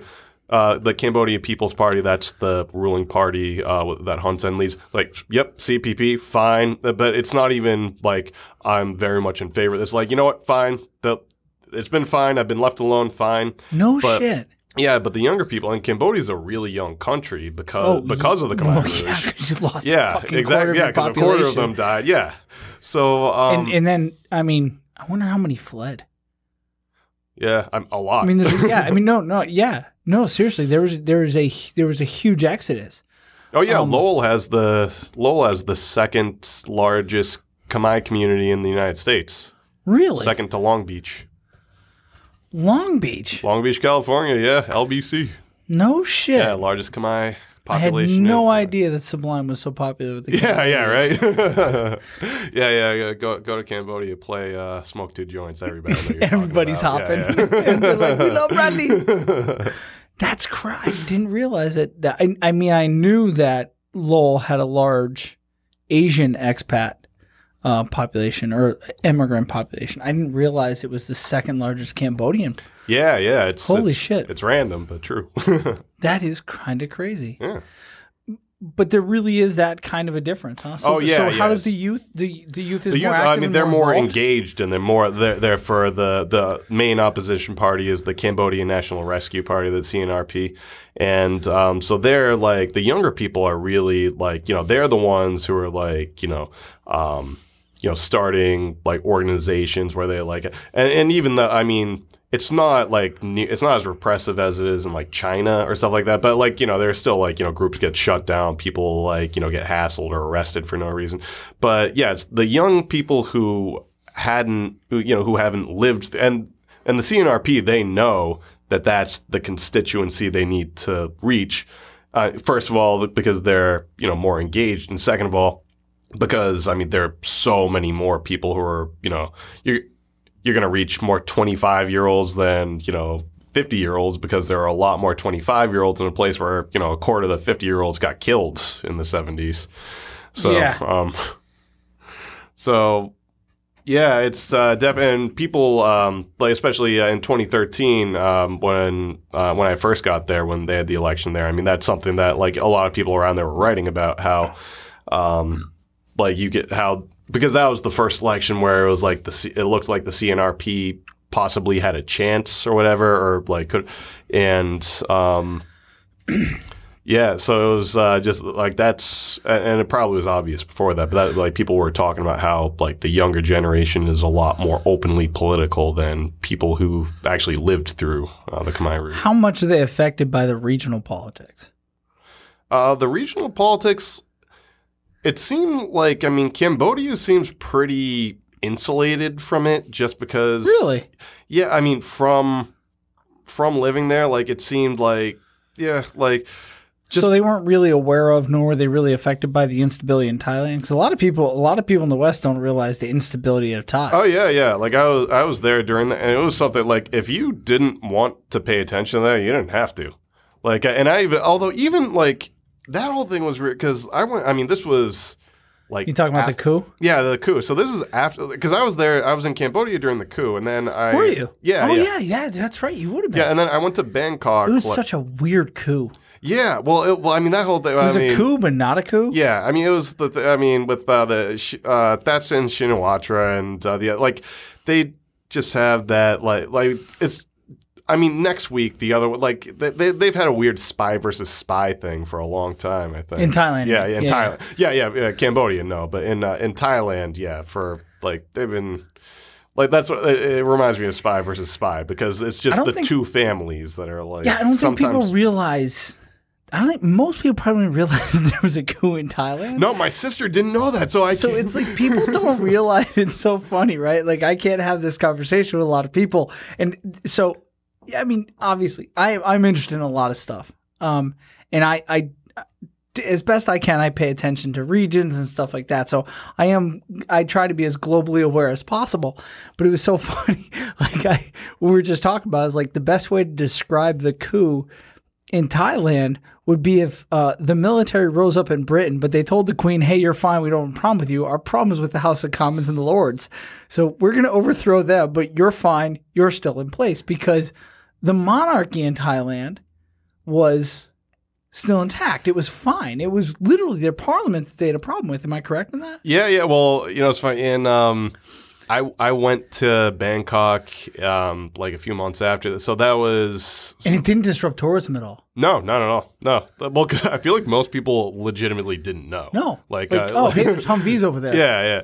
But so I went there for, because and they have a holiday, Phnom Penh in Cambodia. So you get like 3 or 4 days off from work. And so my buddy and I took a bus to Bangkok and his... How long was that ride? Oh, God, it was like 12 hours, but Valium's over the counter, so we just slept through most of it. So it helped, man. It helps. Oh, that's one of the best comments ever heard. Ever. Valium over the counter. Yeah, Awesome. exactly. Yeah, that'll, that created a big silver lining for pretty much any problems in that country. It gives recreational drug use a whole new meaning. Oh, yeah. Everything's available over the counter. Well, yeah, and any problem you run into is like, oh, okay, well, traffic is backed up for an hour, but Valium's over the counter. Anyways, you took a bus. So we went to Bangkok for a few days. My buddy's half sisters lived there. So and they were telling us they were just like I think we talked a little bit about the situation where they're like like all that's fine. They're like, but don't say anything about the king or the royal family. They're like, you can say anything about any political thing, but do not say anything about the royal family or you're gonna get arrested. Yeah, so, there's it's and the king just died too. That was woo. Yeah, it's really kind of crazy. Like Thailand, you could not disrespect the monarchy. No. In any way, shape, or form. Even like on the money and stuff, like they took that shit really fucking serious. It is crazy how serious they took it. I had all right. So part of the reason I find Cambodia so interesting is because, all right. So do you know how long Cambodia has been a reunified country for? Since the Khmer Rouge? Yeah, do you know how long they were like? So the Khmer Rouge fell, but they weren't then a fully consolidated country. Yeah, it was they fell into like civil war. Yeah, it was so on Hun Sen, which would be the official. So he officially became the prime minister, and he is now. So that was the early '90s. Yeah. So basically, Cambodia as we know it now is less than. Yeah, it's like 25, 30 years old, like less than 30, you know that. Yeah, but real full consolidation didn't happen until about just shy of 20 years ago. So imagine if the FARC in Colombia at one time had ruled and then they were overthrown. The country got thrown into a quasi-civil war. And when I say civil war, I mean like you actually had like some clear factions, 3 factions. And then even though I'd found a sense of stability, imagine Bogota was thrown into like 3 different, was divided up into like 3 different factions or 3 different areas. Was kind of like the focal point, right? And that's kind of the best way to describe it. Well, in 1997, Phnom Penh was split 3 ways. It was in the Khmer Rouge, the last remnants of the Khmer Rouge were holding out. And what happened was in this final death throes of the Khmer Rouge, the country pretty much grind to a halt. And in this stalemate that occurred, but it was a very active stalemate, they shut down Phnom Penh Airport. I didn't know this. And they pretty much locked down the country. Although, to be fair, if you've ever been to the Phnom Penh Airport, there's not much of a difference between it running and shutting down. But, well, you're right. Kidding. But in this case, American citizens, there were American citizens in Phnom Penh. And when they locked the country down, they could not leave, to include U.S. diplomats. So I happened to be in the Marine Corps at the time, and I just so happened to be in Okinawa. Oh, shit. And we were about to rotate back to Hawaii, but we got recalled. We were part of a task force, we'll call it. So we got recalled because of this flare-up in Phnom Penh in Cambodia. So then they loaded us up on aircraft and they flew us into Thailand. And we started training. We started doing workup. And our workup was to go into Phnom Penh, secure the airfield, and then go to both the U.S. Embassy and a large, I don't remember what the resort was, but there was a large resort. There was a large hotel Raffles? there. I have no idea. I couldn't tell you what it was. It was Raffles. Okay. That's where the American citizens were. Raffles. And our job was to recover the American citizens, get everyone from the embassy, get them to the airfield, process them, put them on aircrafts, and send them out of country. Once every American citizen was recovered from the country, we were going to get on the aircraft and we were going to leave. So, U.S. State Department, and this is in time before the internet that we know today. So no smartphones, no shit like that. Like I said, this is 1997. So the U.S. government says there was a known leak. And before we went, and this is pre-9/11. This is when the world seemed a lot more stable. This is, the height of the Clinton administration and stuff like that. And the world had changed. Very different world. The whole new world order and all that had really the idea, the concept had started to take hold. And it leaked. So I wrote a letter home. Let me back up. I wrote a letter home to my parents saying, hey, I can't tell you where I'm going. I can't tell you when I'll be home. But know that I love you in case anything ever happens to me. That's wicked comforting as a parent. Yeah. So we wrote this the night before we flew. It was a really strange, surreal fucking moment when you're 20. I think I was actually 21 at the time. Yeah, I was 21 because I turned 21 in Korea, of all fucking letdowns. So if you ever want to turn 21, don't turn 21 when you're stationed overseas in the Marine Corps because you're already fucking drinking. So it's kind of a letdown. So I wrote the letter home, and we ended up in Thailand. And when we're in Thailand, we're on a Thai Marine base. And we, like I said, we start our workup. Well, while we're there, it gets leaked to CNN that there are U.S. Marines on standby to go into Phnom Penh to extract American citizens if the Cambodian government doesn't open up and allow U.S. citizens to start leaving. Within 24 hours of it being leaked, Phnom Penh airport was opened back up and U.S. citizens left. But at the time, when we were ready to go, I got this real crash course education on Cambodia. And I'd known about the Khmer Rouge. I'd known about Pol Pot, stuff like that. I was always fascinated by history, so I understood the history of the country. But I didn't realize that it was still kind of in the death throes. Oh, yeah. So even in 97, there was still Khmer Rouge in the jungles. Yeah. Well, even, there are even places, I'm trying to think of the provinces, not Bottom Bong, but there are some of the further fled provinces, they're not official, the last official surrenders by the Khmer Rouge were in the 2000s. Okay. The official, but I mean they weren't posing an actual threat at that point. It was just guys who were I'm never gonna.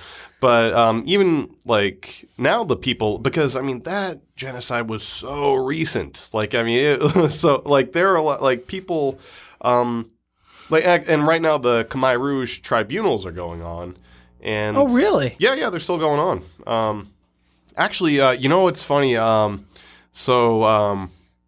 Sidney Schonberg, the New York Times, report photographer, who was there for the killing fields. Mm-hmm. So he died recently, but when I was there, he was still he was still coming back to Phnom Penh for sometimes for the tribunal, to testify during those, and then sometimes just because he was too pretty much the end. Like, he was still, like, a very, like, active, like, he was, like, traveling, like, you know, taking photos and different stuff. But that guy, so there was this bar called Cantina in Phnom Penh, and that was where so for a while, like, I mean, sometimes people, but for a while that was like the journalist like spot, and that's still like the standard, like for like foreign journalists, that's like the like official place to go or whatever.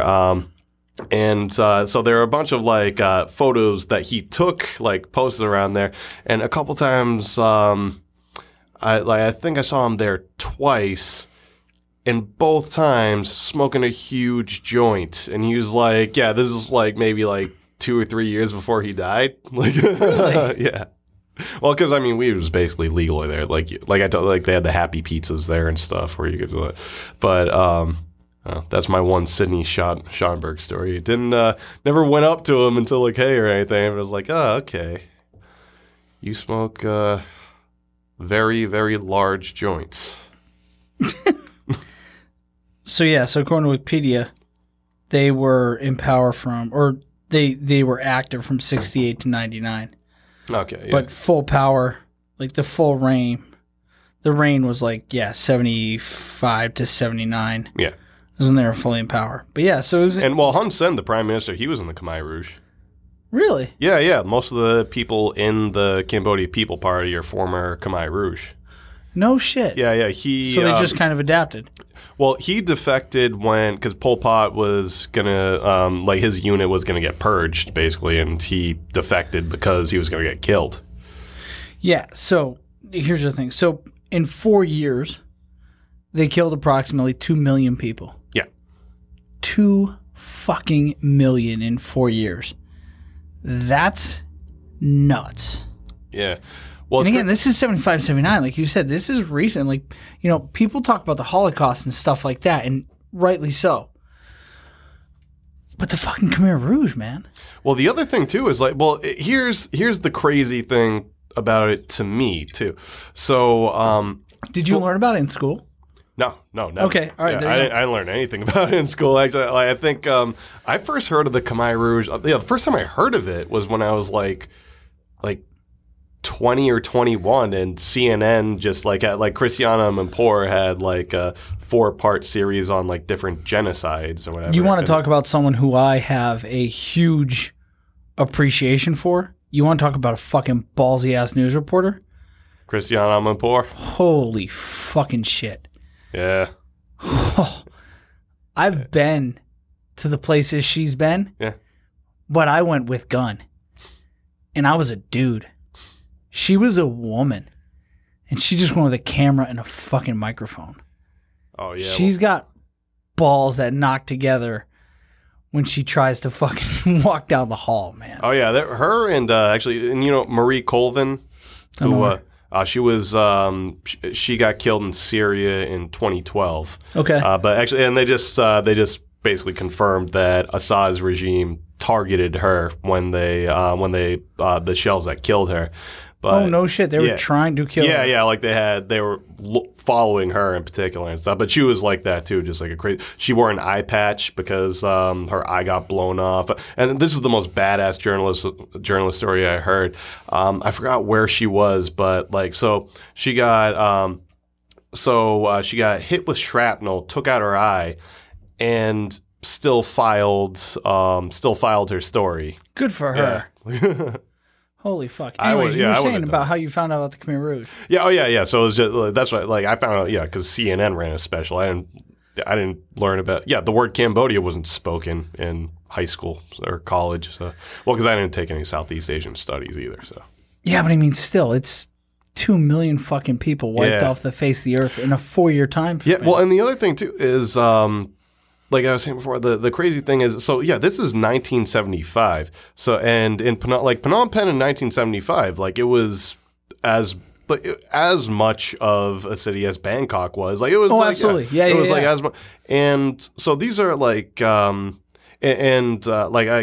as a whole. I mean, yeah, it's largely agrarian, like mostly like farmers. But the people in like Phnom Penh and like and even like Camp Pot probably like they were just like they were living regular 1970s, 1975 type life. And then all of a sudden, you know, you wake up one morning and there are a bunch of guys with guns, you know, forcing you to march into the wilderness and be like, okay, so we're just going to start, we're just going to farm rice here. So it would be like the same thing as if tomorrow somebody came up to, you know, I woke up to a guy with a gun in my face going, okay, march. And then all of a sudden I had to farm rice. For it. So they systematically, they looked for professionals. They looked for teachers, doctors, lawyers. Artists. Yeah. So anyone who was educated or who was, I guess you might say, progressive or like quote unquote liberal, right? They signaled them out. Like you didn't have a chance. They weren't sending you to the countryside. Oh yeah, that was a bolt to your head. They were they were killing you. So they sent you to prison. They give you a kangaroo court. They give you a trial, and they fucking executed you. Everybody else, and I don't think people realize this is how fucking bonkers it was. This is some seriously crazy 1984 shit. They just emptied the cities. Yeah. They were empty. Yeah, Phnom Penh was a ghost town, apparently. Yeah. And that's, like the creepiest thing. Yeah, it is. It is. And this happened fucking 40 years ago. It was a complete overnight exodus and movement of people from urban areas into the fucking boonies. And they just put you to work. Yeah. Yeah, I mean, it's that's terrifying. Well, that's the other thing too. Like most, they were killing people left and right, but like, you know, and I don't know if it's most or whatever, but like a large amount of the people there died from just, you know, dysentery or starvation or things like that. So it wasn't even, you know, necessarily like a genocide in that they, you know, round people up and shot. A lot of the people were just dying because like, I'm in the wilderness and I don't have food to live, so now or like medicine or anything like that. Yeah, like, I'm working in hot tropical fucking rice fields and no modern care. Yeah, actually, I think right now they're apparently making a movie of the book. First, They Killed My Father. So that's the First They Killed My Father. It's actually this woman used to maybe she still does, but she was a reporter at the San Francisco Chronicle. But she's originally from she was from Phnom Penh and then lived through the Khmer Rouge and then came here after the fact. And she wrote this book, First They Killed My Father. And, so apparently they're making a movie about that. I hope people go see it. Do you think, how do the I mean, you really didn't talk to many Cambodians about it. I mean, you talked to some, but like, how do they feel? Do they feel like the Western world kind of deserted them? Do they feel like the world deserted them in that effect? The world in general? Well, I think the interesting thing actually, and another reason why I didn't ask too many questions too about that is I think that there's a certain amount of like, and this is just something that I kind of intuited. Like, nobody said this directly, but I feel like there's a certain amount of resentment in that, like, for them that's the only thing they're known for. Like, oh, really? Like, there's a certain, and this is more coming from just kind of gleaning from like people talking to people who are like, you know, in their 20s and 30s, but like, it seems like, well, and it's kind of like it kind of just felt like me, like a thing. It's like, oh yeah, the Khmer Rouge is like, yep, that, okay. So the one thing that we're gonna talk about is the worst thing that happened here. So I mean, I think. There, and like I said, that could be something to fucking talk about. Yeah. Well, that's the thing. Like, although I mean, the world kind of did abandon them with that, so absolutely did. And Kissinger, 100%. And Kissinger set up the scene for that with bombing Cambodia during the Vietnam War. Like, I mean that set up the scene where the Khmer Rouge could gather more support than they maybe could have before. I don't know. The reason I don't know is because there was here's where you kind of get into problems with it, is because the North Vietnamese were the NVA North Vietnam was using Cambodia as a staging area for their incursions into Vietnam. You know what I mean? Like, Yeah. Well, that's what I mean. I mean, they that's- entangled them. So See, it's definitely not well, that's the thing when, like, it's definitely not one of those cut and dry things like Yeah. who's the bastard and who's not. But either, whatever the motives were, that did. oh, absolutely. That set yeah. the scene where they could, where the Sure. Khmer Rouge could get a lot more support. Absolutely, because because at the end of the day, bombs are dropping. yeah, and people are getting killed. Well, and the Khmer Rouge can point to the West and say, okay, this is who's doing it. Oh, This is absolutely. it. And you're at the height of the Cold War. Yeah, so yeah. there are lines in the sand. There are Yeah, the yeah. West and the Soviets. Exactly, and like, you know, 'cause I'm not a scholar on the subject, so I wouldn't venture to. But as far as the Khmer Rouge, their ability to, like, you know, get so much support on such a batshit insane idea, I mean, that definitely helped them. Like the U.S. hell bombing yeah. them definitely helped them out a lot on that Sure, front. absolutely. When you were there, so you went to Thailand. Did you go to Vietnam at all? No, I didn't. Why? Pretty much because I mean the thing is that, like, people don't realize Vietnam is a very different country now. Oh, it definitely is. And actually, my buddy is working there now, who one of my best friends in Phnom Penh. I didn't go to Vietnam just because every time, like, there was a time when other people were down to go, I was broke. She's like, fuck that, America. Right. Yeah. Generally, I found actually that is one kind of a side note, but that it's a funny thing when I first got to Cambodia, like the first like my second weekend there was the first time I realized, like, you know, in America in general, like, I mean,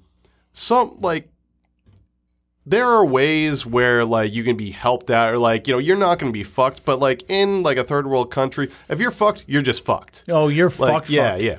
Yeah, Exactly, like, and no, here's, you're like, fucked. yeah. Yeah, in a different kind of way. Exactly. Well, and, like, here's, like, a small example. Like, so I had just started a bank account with Acleda Bank, and for anybody listening, Acleda, if you're ever in Cambodia, they're even shitty for Cambodia, so don't go for Acleda. Go for forgot what the other, ANZ. Go for ANZ. I'm sure Bank of America has an office there. You can find Bank of America, just stay with Bank of America. But so I had just started this bank account, and I put all my cash into. So I had all my money in my bank account. I lost my card overnight or whatever, and so I went into.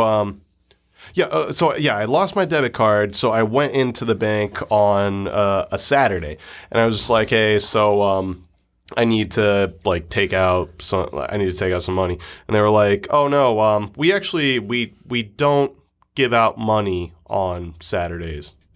It's like, what the fuck are you talking? Like, yeah, on Saturdays, like, yeah, we're open for other transactions, but no, you can't get a withdrawal. Oh, and then I was like, okay, you read the fine print. Yeah. I was like, okay, well, fuck that. No, you have the I'm looking at their because they're not very well organized either. So they have their stacks of money there too. I'm like, okay, I'm looking at money right there. I have money in my account. I was like, why can't? And they were just like, no. And then I'm like, dude, you have my money. I can't. Like, I need food today and shit. Like, I have stuff to do. Like, what can I do? And they're just like, I don't know. Like, do you have any, like, friends or family you can borrow from? I was like, well, A, no, because I just got you. I don't really know anybody. And B, that's none of your fucking concern. It's my money. Like, so, but that was just, like, my first, like, exposure. And that's weird for that, like, bougie, very, like, you know, non-consequential thing. Well, I ended up having to borrow money from somebody, but it was just, like, the first time where you're like there, it's like, oh, okay. It's like, well, what happens if I just go out and I die? It's like, well, then you'll be dead. It's just like, well, it's like, yeah, you're fucked. It's like, yeah, I guess, yeah. So here's the interesting thing. It's incidents like that make you kind of secretly be like, okay, globalism isn't a bad thing. Like, you're like, Yeah. oh, I get it. Oh, well, maybe having a global banking system isn't a bad thing. Like, Yeah. being able to go to a bank, being able to go to an ATM anywhere in the world and get my money Yeah. is not a bad thing. Yeah. You know, just like weird things like that. Well, there are certain things, especially, it's funny you say that. There are certain things where I'm like, That's why I'm like, I'm fucking torn too, because I like that culturally, kind of I really different. like it. Yeah, but I mean, I like regional differences in flair. But there's certain conveniences that globalization allows and affords as it kind of creeps into other markets, where I'm like, yeah, I kind of want that. There are even, like, I feel like there are even, like, cultural, regional things that I think globalization, like, solves. Like, okay, for Cambodia and the U.S. So, in the U.S., I would love them to adopt the bum gun, because that is amazing. Like, you've been to Thailand, right? Like, you know, so you're at a toilet. You need to describe the bum gun. Oh yeah, what's that? You need to describe so the bum gun. The bum gun is. I'm sure that's not the technical name, so you need to elaborate. Oh, and by the way, the expat, the English-speaking expat community in Phnom Penh is like mostly British and Australian. So bum gun, like I've just recently got over all the Britishisms I've been using for the past.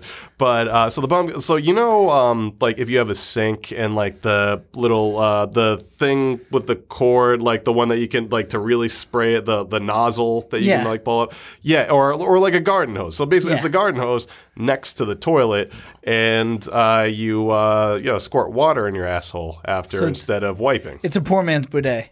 Exactly, but it's a cleaner bidet because like it's a bidet. Like I feel like because it's coming from below, like so maybe residue got in there. The bum gun is separate, so you just like take it away. It doesn't touch anybody. It's okay. Can I tell you something? I think that's actually the improper use of that. Yeah. Yeah. So I do. I think your European friends fucked up. I don't think. I think the use of that is actually to clean the bowl. Because they have it in the Middle East, but it's actually like when people and I mean seriously, in the Middle East, people have fucking they spackle. They have a lot of diarrhea. A lot.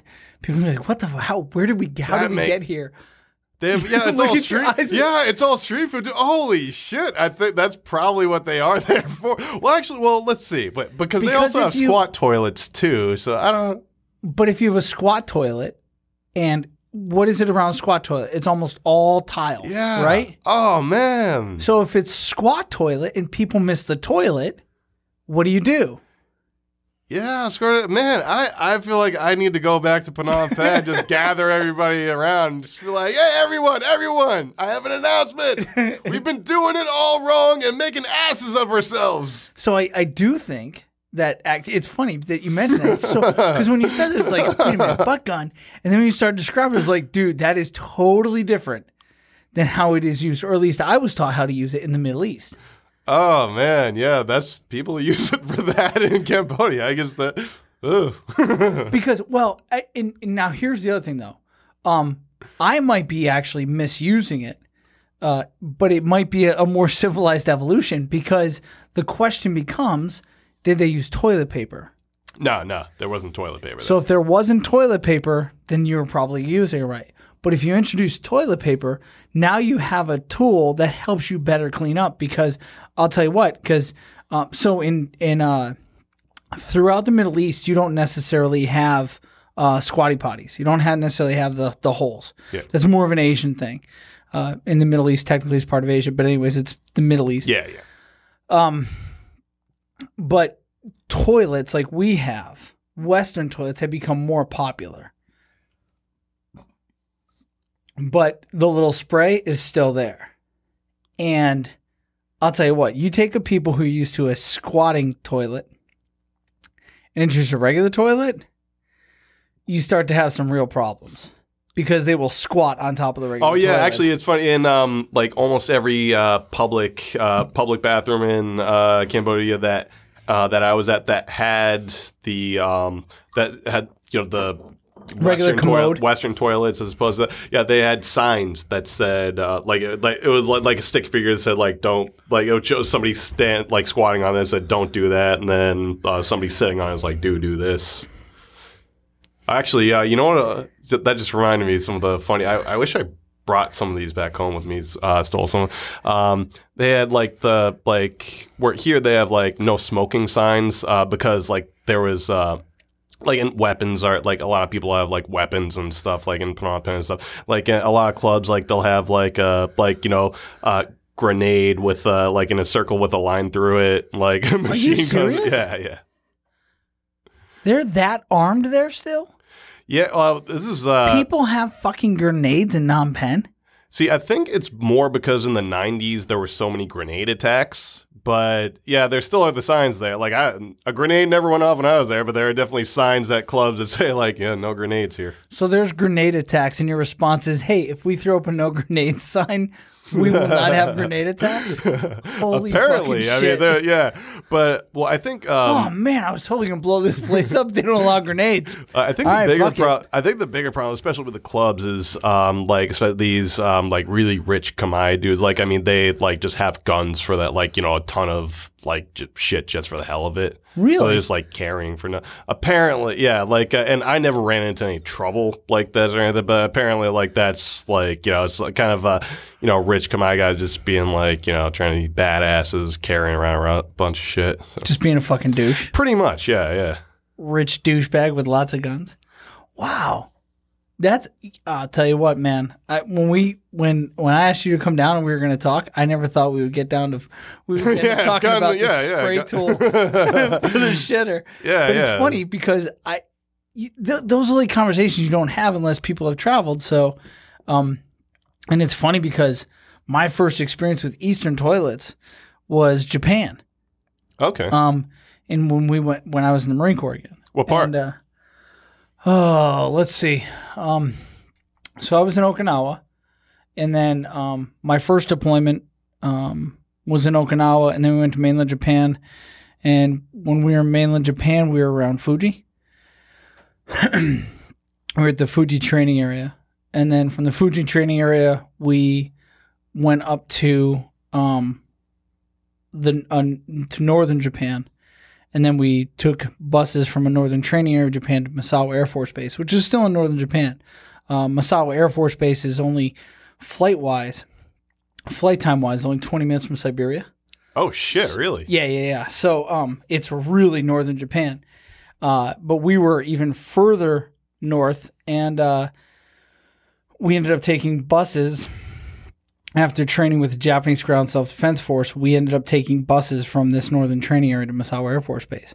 Well, in that, there was along the way, there was rest stops on the Japanese highway.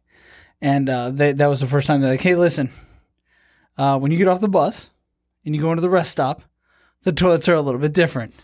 And we were all like, what the fuck? What is this? This is the weirdest thing in the world. It's like a urinal on the ground. And so that was my first experience. So when I ran into it, when I went to like the Middle East and stuff like that, I was already fully prepared for it. It wasn't the first time I'd ever seen it in the world. But, you know, even at that time, a lot of Japanese homes and stuff like that, and a lot of places had regular commodes. I mean, like the westernization of the Western toilet had started to already kind of take hold. But in the rest stops, no, they had squats. Yeah. Although... yeah, toilets too. Actually, that's the funny thing about any like also, you know, living in different countries, and you know, you realize like in the U.S., like a lot of times, like, you know, we don't know anything about like, you know, most places. They're like, you know, anything could happen. Like in the United States, like, yeah, they've heard, especially with the internet and everything now. It's like actually, it's really depressing too. Just how like the difference between my abilities at bar trivia, like in the States versus against people from different countries, like in an international sense. Because like, you know, here, like I'm pretty good at trivia in the States, but then like, you know, in you know, I do in Phnom Penh where like everybody's from everywhere, then like, you know, just be like, oh, who's the president of Spain? Fuck. But you know what though? The reason for that, and I mean this too, I don't think people have a real appreciation for the geographical size of the United States. That is one thing that I see. That's one thing I totally defend it. Well, and also when you consider this, like when you consider how broad the United States is, two things: how big it is in one contiguous geographic area, not including Alaska, not including Hawaii, not including American Samoa, the U.S. Virgin, not including our territories, just the lower 48, the contiguous United States. It is huge. And probably 295 or 98 million of our 300 million person population lives in the 48 contiguous United States. I don't think people realize how big that is and how many fucking people that is. The U.S. is bigger than Europe. Geographically, Australia is a large country, but it has less people than fucking California in it. Yeah. Canada has 1/10 our population. Or I take that back. It might be 1/6. 1/6 our population, but still geographically a large country. The U.S. is a collection of nations anywhere else in the world, with the exception of like China, India, and Russia. And I don't think Indians are all that worldly. There's a billion motherfuckers there. It's a big-ass goddamn country. I don't think Chinese are all that worldly. I know the Chinese aren't all that worldly because they're extremely homogeneous. I don't think people appreciate the size, the diversity, and all that stuff of the United States. So they have this impression of Americans as being horribly ignorant to the rest of the world. I'm like, I don't think you understand how complex just within our borders is. Well, actually, one thing I've found myself, one thing I was defending the U.S. on is a couple friends from Europe, different countries.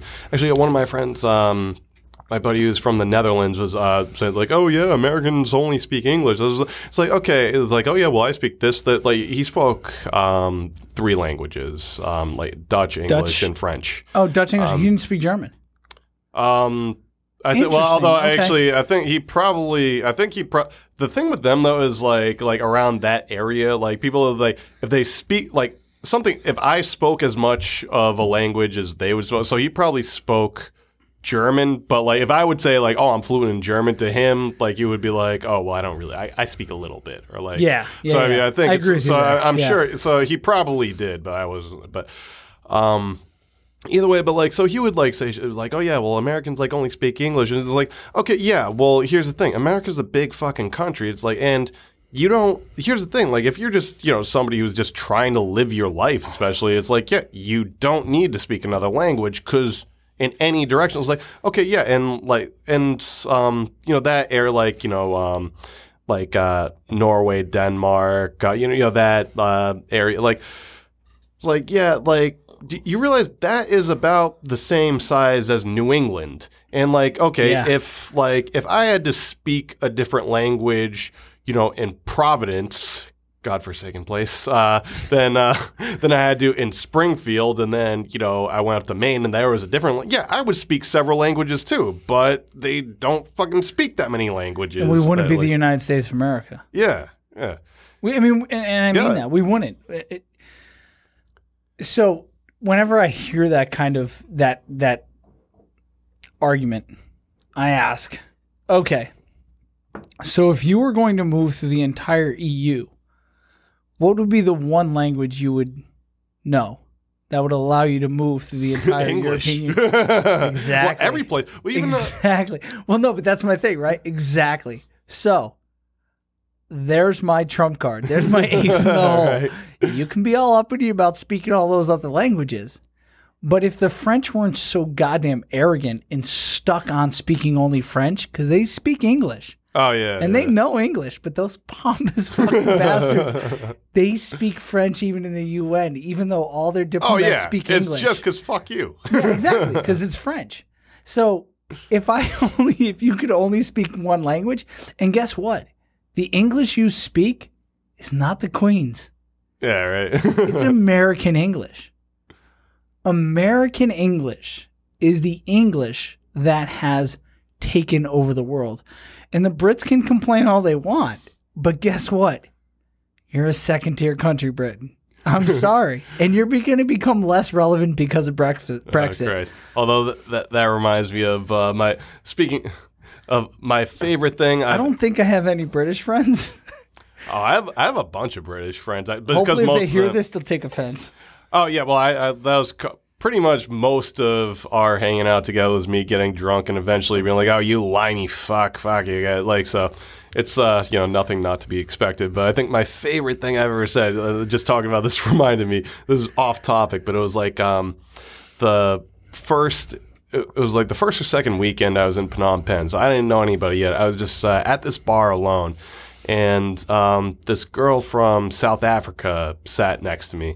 And this is June of 2013. And then so she starts on, and by this time I'd only been there 2 weeks, and so if you're American in a situation where it's like expats and Americans are the minority, people just fuck with you just to fuck with you. Okay. So I'm sitting there, and this girl's hammered, and like I am too. But it's like and then she starts like just like trying like, and she's like, oh yeah, so like she's like, oh yeah, where are you from? I was like, from Boston, the States, or whatever.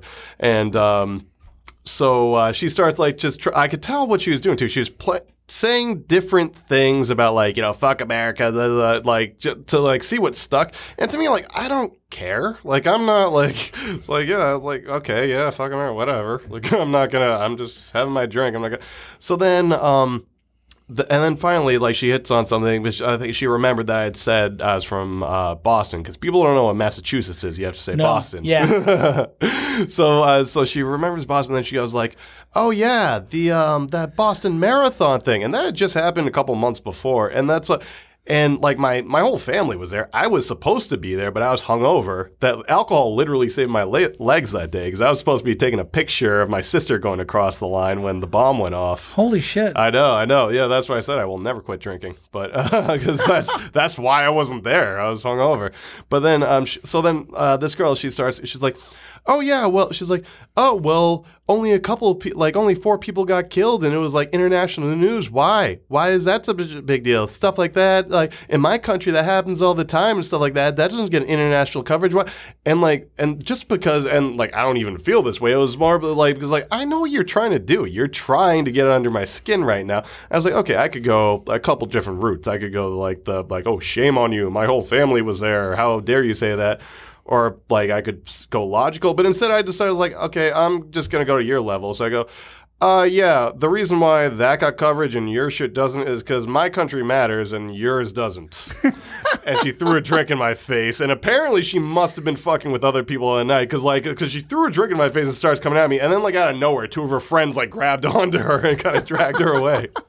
I was just proud of that. I was like, I don't even feel that way, but fuck you. Yeah, I would have been like, oh, I'm sorry, apartheid. Yeah. Well, that's the other thing. Anybody who grew up on the sunny side of apartheid trying to talk down it was like, oh, okay, let's check our different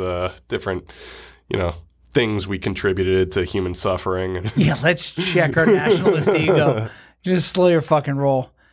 Did you enjoy Cambodia though? I mean, as far as your time there? Oh yeah, probably. I was probably gonna look back at that as like the best time of my life. That is so fucking cool, man.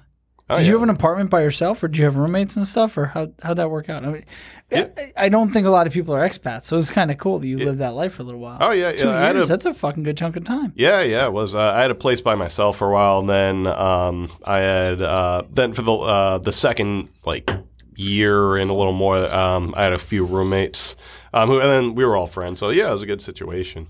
When you say roommates and you were all friends, were they Cambodian or were they also expat? They were expats too. Oh, like yeah? they were also like journalists. So okay. Yeah.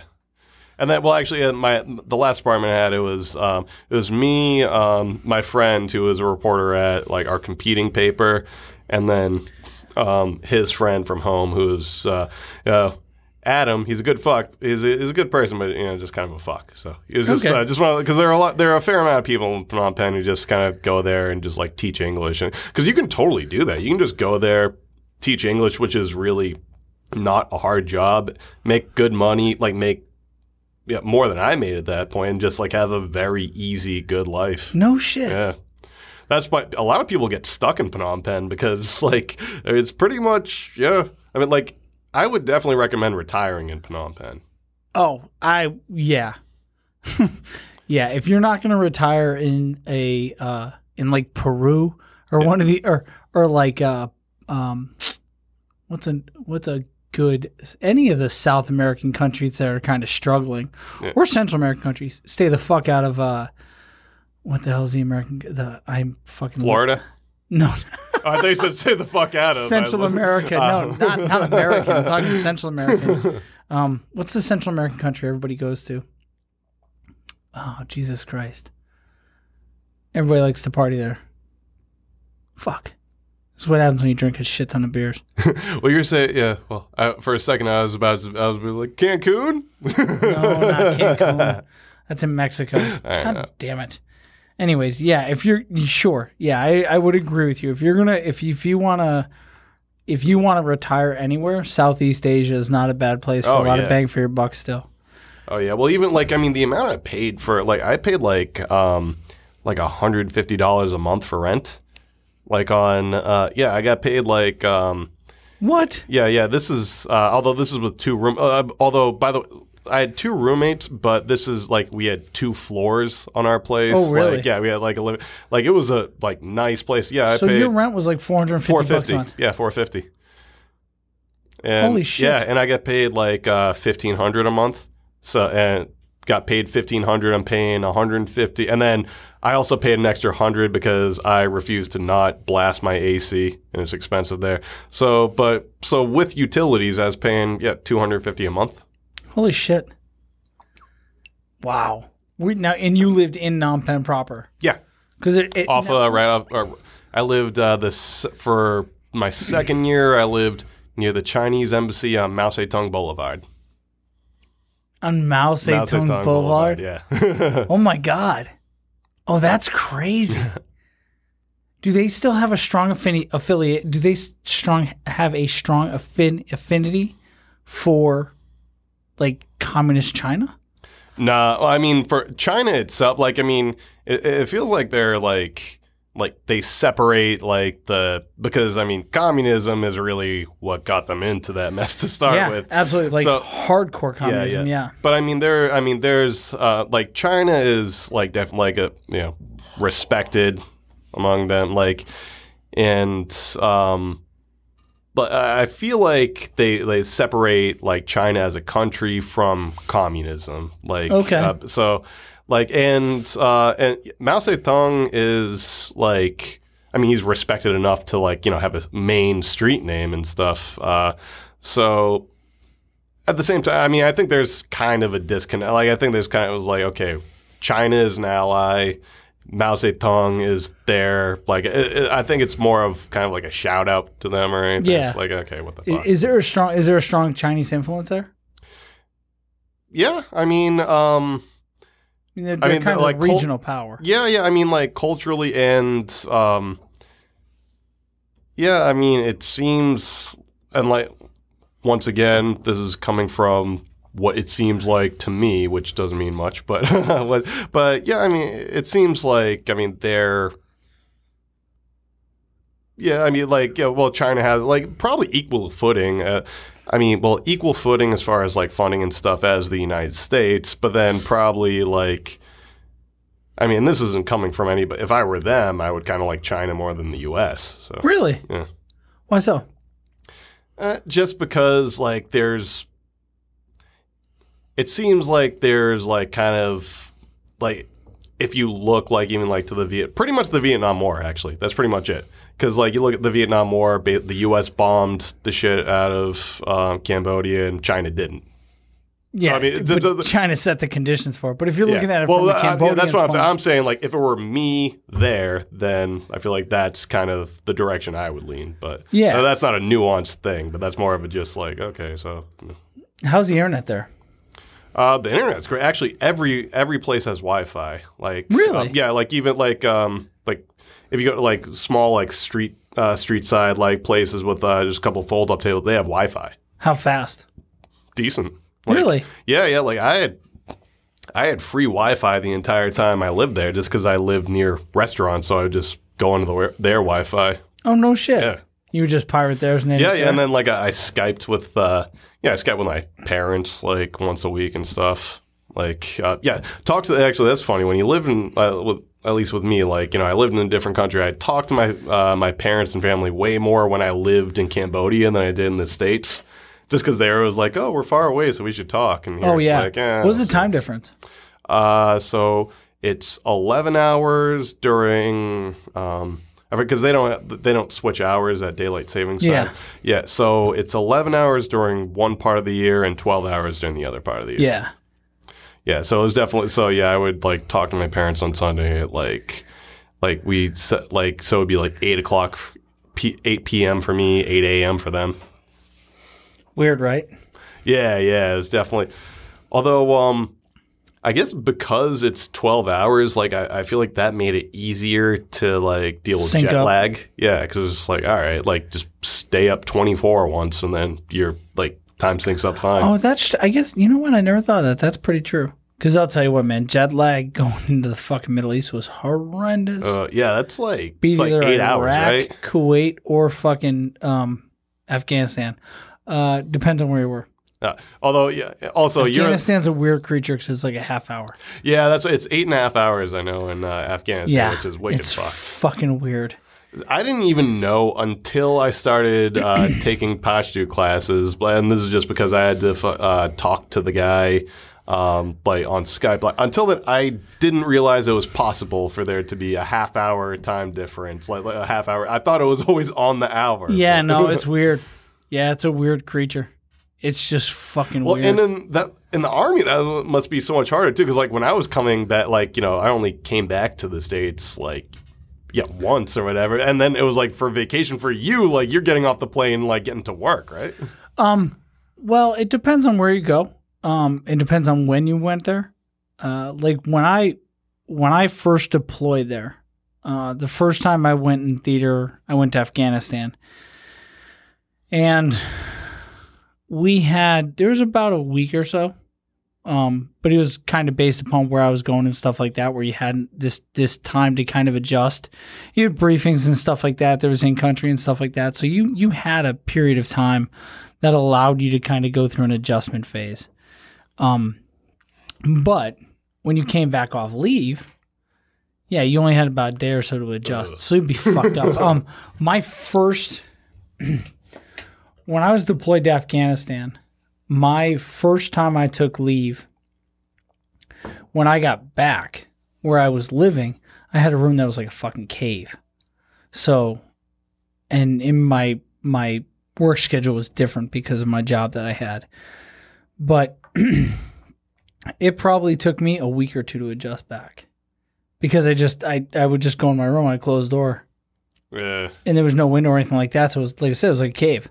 So I just fucking sleep for like 12 hours. But then I just couldn't fucking readjust. Well, yeah, because the light is what brings you back too. Yeah. So when I did my Kuwait, when I was in Iraq, it was easier. And by the time I got to my deployments in Kuwait, I understood how to reset my clock. So it was like you said, it was just a matter of staying awake, fighting through that second wind, and then once your second wind would pass, you just fucking crash really hard. And then you'd pretty much be reset. So you could reset in about a day or two.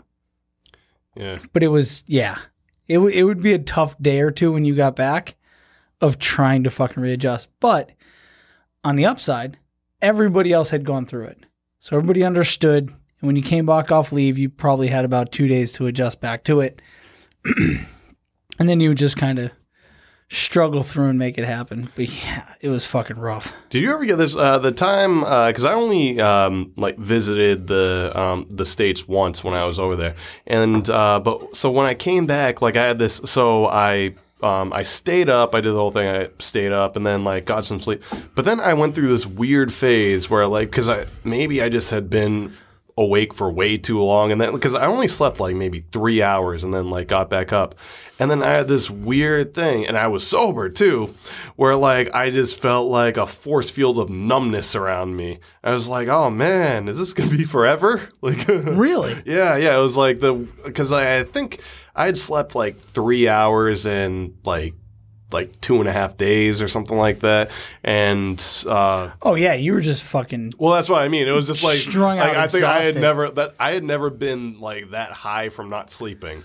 Like, it was just like completely like it was just like the weirdest like, and then also because I mean I only slept like 3 hours, but like in my mind I had slept, so I was like, oh my god, is this just how it's gonna be from now on? Oh yeah, no. When you go into sleep deprivation, weird shit happens. Yeah, when you go into sleep deprivation, and when you add sleep deprivation plus time zone change, yeah, no, it can get kind of trippy. Yeah, it can get freaky. I've had some periods in my life where I've gone through some pretty severe sleep deprivation, and deployment senses, and yeah, oh no, yeah. But you know what? That's not the weirdest experience I ever had with sleep.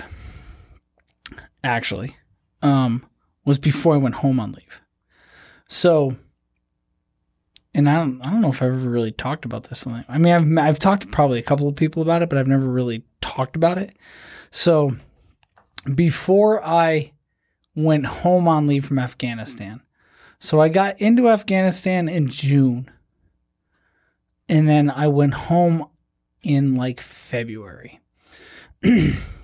So I've been in country like almost right around 7 months, almost 8 months, because I got there in early June.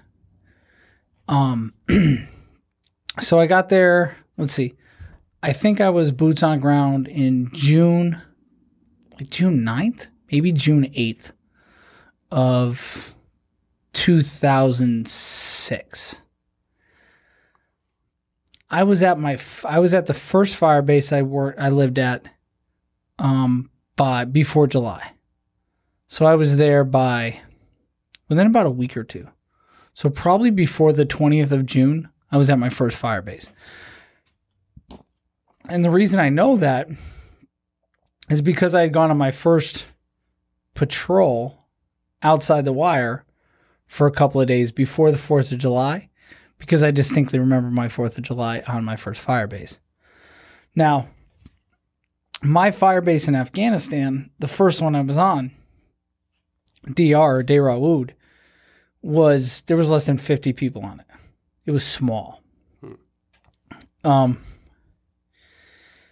And I was there until October. Yeah, I think I was there until October. So what's that? June, July, August, September, October. Yeah, I was there until like October. Came back down to Kandahar for a couple of days to refit before I went to my other fire base that I lived at, which was on the north side of Kandahar city. And that was small also. It was part of a larger footprint, but the actual people that I lived with was a very small footprint of less than, it was actually even smaller. So the group of people I lived with at that point was probably somewhere around 30. And then I spent the entire month of December into January at a strong point in a region of Afghanistan, or a district of Kandahar called Panjwai, which is in southern Afghanistan. And I was on that, it was called Strong Point West, and that was with a Canadian platoon, me and my Afghans. So there was probably 60 people there, but it was extremely Spartan. Really, really, really fucking minimalist. I went right from there. I went back to our fire base. I went back to the fob we lived on. And then probably 2 days later, I went back to Kandahar. So there's a reason I set all this up. I was really used to living in a very small place, but very controlled environment, where my weapon was always really close by. So I come back to Kandahar, and I had a bunk there, I had a room there, but I had never ever slept in said room or said bunk. Yeah. Maybe with the exception of maybe like 2 days. I lay down to go to sleep. I'm sleeping, and I wake up out of a dead sleep, and I didn't know where I was. Ooh.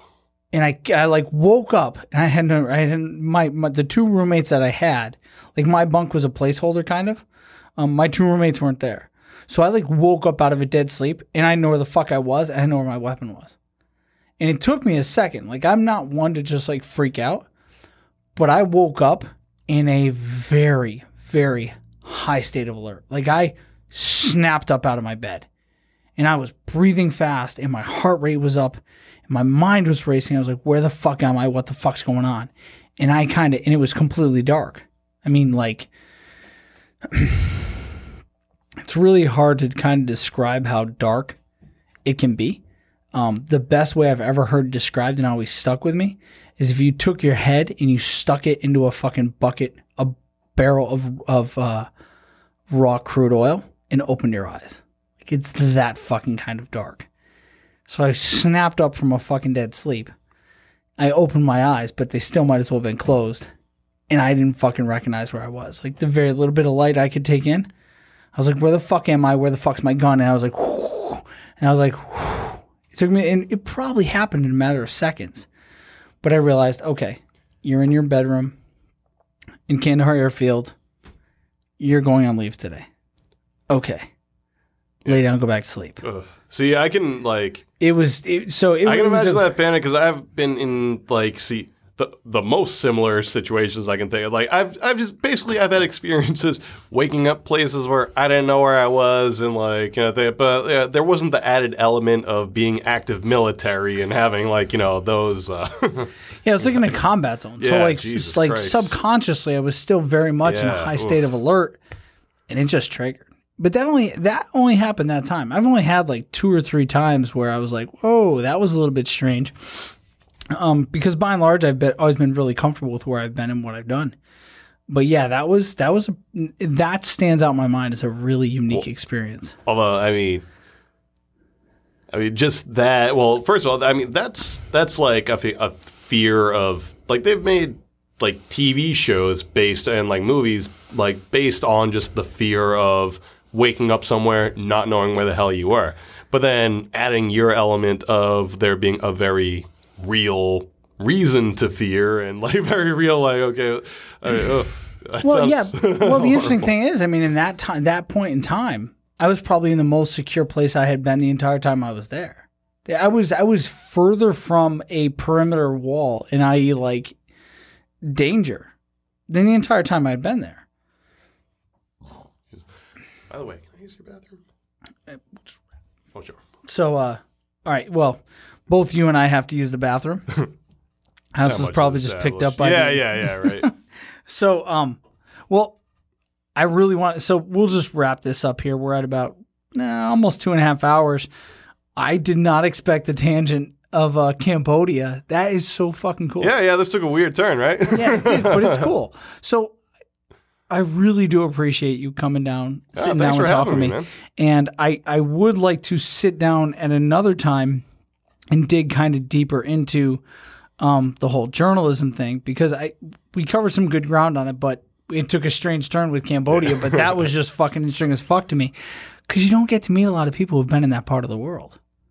Yeah, it's a good part too. I would recommend it. It is. It's really cool, and man, that is fucking cool, bro. I really appreciate you coming down, sitting down, talk with me, and helping me better understand how the process of journalism works, because I don't think a lot of people understand or appreciate it. And like you said, you know, and that whole mainstream media thing is something that I picked up on because of you, because you reposted that article that your friend posted, and I was like, yeah, this is a fucking problem. People think about the mainstream media like state fucking news, like it's all one big thing. And I was like, dude, I want to sit down and talk with Sean and get his feelings on it and his ideas and better understand the whole process. So I really do appreciate you coming down. Yeah, I appreciate you having me. It's been a blast. Did you have fun? Yeah, absolutely. Feel like it's been 2.5 hours? Not at all. Actually, I thought that's what you said, 2.5. Well, that's why I was like, I gotta use the bathroom. I was like, it's only been like, an hour though, so I should probably like try it then. But like, yeah, I have a bladder the size of a peanut, so I usually just give in. Awesome. Well, That's the last. That's my sign. I really appreciate you. Do you want anyone to check you out or anything like that? Do you have a certain way that people can check you out? Just read the news. If my name is there, then say good things. So on Mass Live, right? Yeah, masslive.com. Actually, I'll get my Twitter. My Twitter handle is at Sean SeanPTeehan at Sean P. Teehan. That's why I post my stuff from the Republican, the Globe, and Boston Business Journal. Are any of your photos on? Do you use like Instagram or anything like that? No, it's pathetic that I don't, but I need to. That's so funny. All right, that's cool, man. So thank you again, bro. I really appreciate it. Thanks for having me. All right, cool.